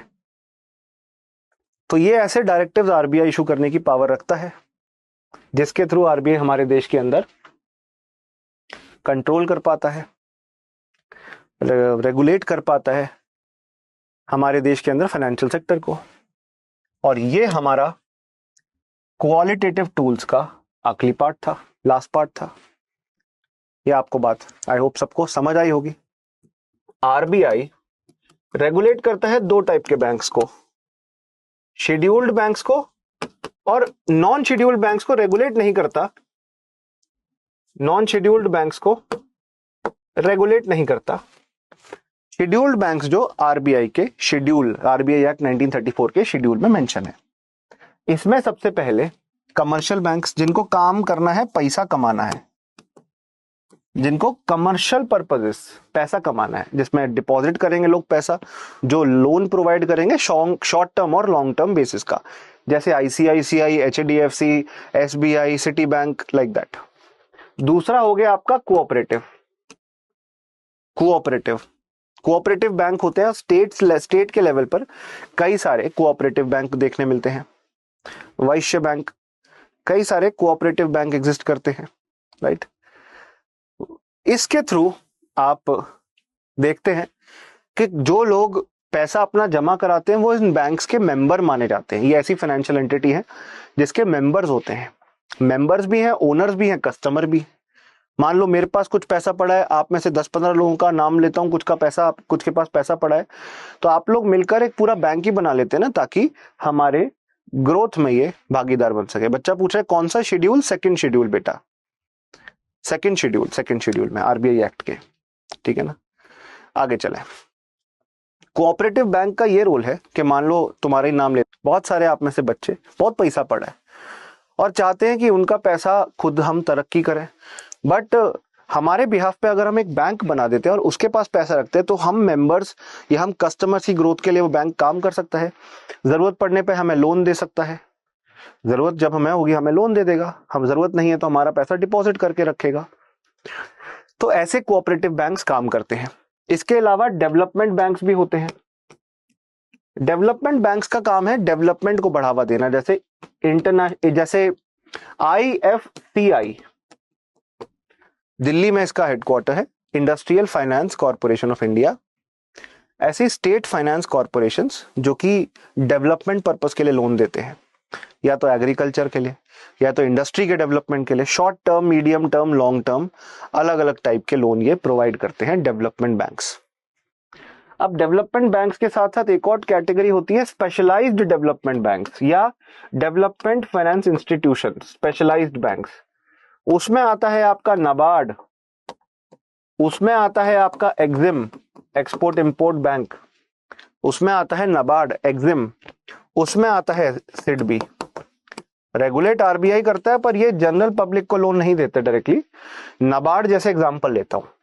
नाबार्ड ना हमारे देश के अंदर रीजनल रूरल बैंक्स को, क्षेत्रीय ग्रामीण बैंकों को पैसा देता है। आप में से शायद कुछ लोग नौकरी भी करते हो, बिकॉज मेरी हर क्लास में कोई ना कोई एक बच्चा ऐसा होता है जो कि आरआरबी में काम कर चुका है या कर रहा है। ये रिकॉर्ड रहा है, पता नहीं आप में भी कोई ऐसा है या नहीं है, ठीक है जी, ये आप में से हो सकता है। आईडीएफसी, देखो आईडीएफसी फर्स्ट जिसकी आप बात कर रहे हो ना, वो डेवलपमेंट बैंक नहीं है, वो आपका कमर्शियल बैंक है बच्चे, ठीक है जी। चलिए आगे बढ़े। अच्छा है भी, देखो कहा था ना, एसबीआई में भी हैं लोग। चलिए बहुत बढ़िया। तो commercial bank, cooperative bank, development bank and specialised development bank. इसमें एक और नई कैटेगरी आ गई है, लाइसेंस गवर्नमेंट दे रही है धड़ल्ले से डिफरेंशिएटेड बैंक्स को। अच्छा, पहले लाइसेंस निकाले जाते थे कभी कभार, अब ये ऑन टैप हो गया है। ऑन टैप समझते हो? अब लाइसेंस ऑन टैप अवेलेबल है। ऑन टैप का मतलब कि अगर आप कुछ क्वालिफिकेशंस पूरी करते हो, जैसे 500 करोड़ का कैपिटल लगाने तैयार हो, बैंकिंग का एक्सपीरियंस है अगर आपको, तो आपकी कंपनी को बैंक खोलने की आरबीआई परमिशन दे सकती है, राइट। आपको बैंक खोलने की परमिशन मिल सकती है। तो मुद्दे की बात बच्चे ये है कि लाइसेंसेस अब ऑन टैप अवेलेबल है, जब आप लेना चाहो तब अवेलेबल है। इतनी बेसिक सी बात है। अच्छा, मैंने अलग अलग टाइप के बैंकिंग इंस्टीट्यूशंस के बारे में बताया, आरबीआई इनकी देखरेख करता है। कुछ इसमें सरकारी कमर्शियल में कुछ पब्लिक सेक्टर है, कुछ प्राइवेट सेक्टर है। प्राइवेट सेक्टर में भी कुछ इंडियन है और कुछ फॉरेन है। फॉरेन जैसे स्टैंडर्ड चार्टर्ड, सिटी बैंक, ये फॉरेन हो गए। अच्छा, आप में से किसी ने अभी तक सवाल मुझसे नहीं पूछा और मैं हैरान हूं कि सर ये नॉन शेड्यूल्ड बैंक्स ये कौन से होते हैं, कोई एग्जांपल? क्योंकि मेरे से हर बार कोई ना कोई बच्चा एग्जांपल मांगता है। तो आपने बैंगलोर सिटी कोऑपरेटिव बैंक का अगर नाम सुना है या बड़ौदा सिटी कोऑपरेटिव बैंक का नाम सुना है, तो ये दो famous popular non scheduled banks है। नॉन शेड्यूल्ड बैंक का मतलब यह है कि आरबीआई जो बैंकर ऑफ बैंक्स है, उसका काम है इंडिया के बैंकिंग सिस्टम का ध्यान रखना। उसका काम बैंकिंग सेक्टर का ध्यान रखना है। आरबीआई इनको जब ये बैंक डूबने के कगार पे तब हेल्प नहीं करता, शेड्यूल्ड बैंक्स को हर तरीके से हेल्प करता है। इसलिए आरबीआई को लेंडर ऑफ लास्ट रिजॉर्ट, कि जब कोई नहीं मदद करेगा तब आरबीआई मदद करेगा। कुछ रिजर्व रेशो भी होते हैं, सीआरआर, एसएलआर, ठीक है ना, मैंने बताया था उनके बारे में। सीआरआर जैसे है उसमें आरबीआई के पास पैसा रखना होता है बैंक को, ताकि ऐसी किसी फ्यूचर सिचुएशन में आरबीआई हेल्प कर सके। तो हमने ये बेसिक डिफरेंस समझा। देखा जाए तो आरबीआई एक्ट 1934 के सेकंड शेड्यूल में दूसरी अनुसूची के अंदर आपको शेड्यूल्ड बैंक्स की लिस्ट देखने मिलती है, और नॉन शेड्यूल्ड का तो नाम ही समझ आ रहा है कि ये किसी शेड्यूल में है ही नहीं, तो आरबीआई एक्ट के किसी भी शेड्यूल के अंदर इनका कोई भी नाम रिटर्न नहीं होता। अगर कोई शेड्यूल्ड बैंक है तो उसे आरबीआई के रूल्स रेगुलेशंस फॉलो करने होंगे।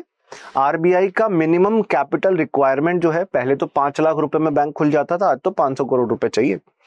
तो मिनिमम रिक्वायरमेंट्स हो गया, पेड अप कैपिटल रिक्वायरमेंट हो गई, जो भी गाइडलाइंस है वो पूरी करनी होगी। शुरुआत में तो 5 लाख रुपए में बैंक खुल जाता था, अगर 5 लाख रुपए कैपिटल है तो इनिशियल बेसिस पर। अच्छा, कोई शेड्यूल्ड बैंक है तो क्या वो जरूरत पड़ने पे आरबीआई से पैसा बोरो कर सकता है? कर सकता है। क्या उसे आरबीआई के पास कुछ कैश रखना होगा? बिल्कुल रख सकता है, और रखना पड़ेगा कैश रिजर्व रेशो के बेसिस पर। जैसे एसबीआई हो गया, एचडीएफसी हो गया, आईसीआईसीआई, एक्सिस बैंक हो गए, इनको आरबीआई के पास पैसा रखना पड़ेगा। और आरबीआई ही जिस बेसिस पर लोन रेट डिसाइड करेगा, चाहे वो शॉर्ट टर्म रेपो रेट हो गया, चाहे वो लॉन्ग टर्म बैंक रेट हो गया, ये भी आ रहा है थोड़ी देर में, यही पढ़ाऊंगा, डोंट वरी। उनको कौन मैनेज करता है, इन्हीं पे आ रहा हूं, डोंट वरी। यही चीज अब इस नेक्स्ट आपको मैं शुरू कराने जा रहा हूं। तो ये आपका आरबीआई डिसाइड करता है कि शॉर्ट टर्म लोन किस बेसिस पे दिया जाएगा, लॉन्ग टर्म लोन किस बेसिस पे कितने रेट पे दिया जाएगा। टाइम टू टाइम बेसिस पर एक मॉनेटरी पॉलिसी कमिटी है, जस्ट अ सेकेंड, यही बताने वाला हूं थोड़ी देर में, कितना रेट डिसाइड कर रही है और उस बेसिस पर कैसे लोगों को लोन दिया जाएगा, मतलब कितना इंटरेस्ट रेट बेसिकली। जैसे मेरी अगर जैसे होम लोन की मेरी खुद की ईएमआई 7% होती थी, गवर्नमेंट ने रेपो रेट इंक्रीज कर दिया और अब वो 7.9% के करीब आ गई है, ठीक है जी। तो मुद्दे की बात यह है कि ये सब आरबीआई देख। स्टडी IQ IAS, अब तैयारी हुई अफोर्डेबल।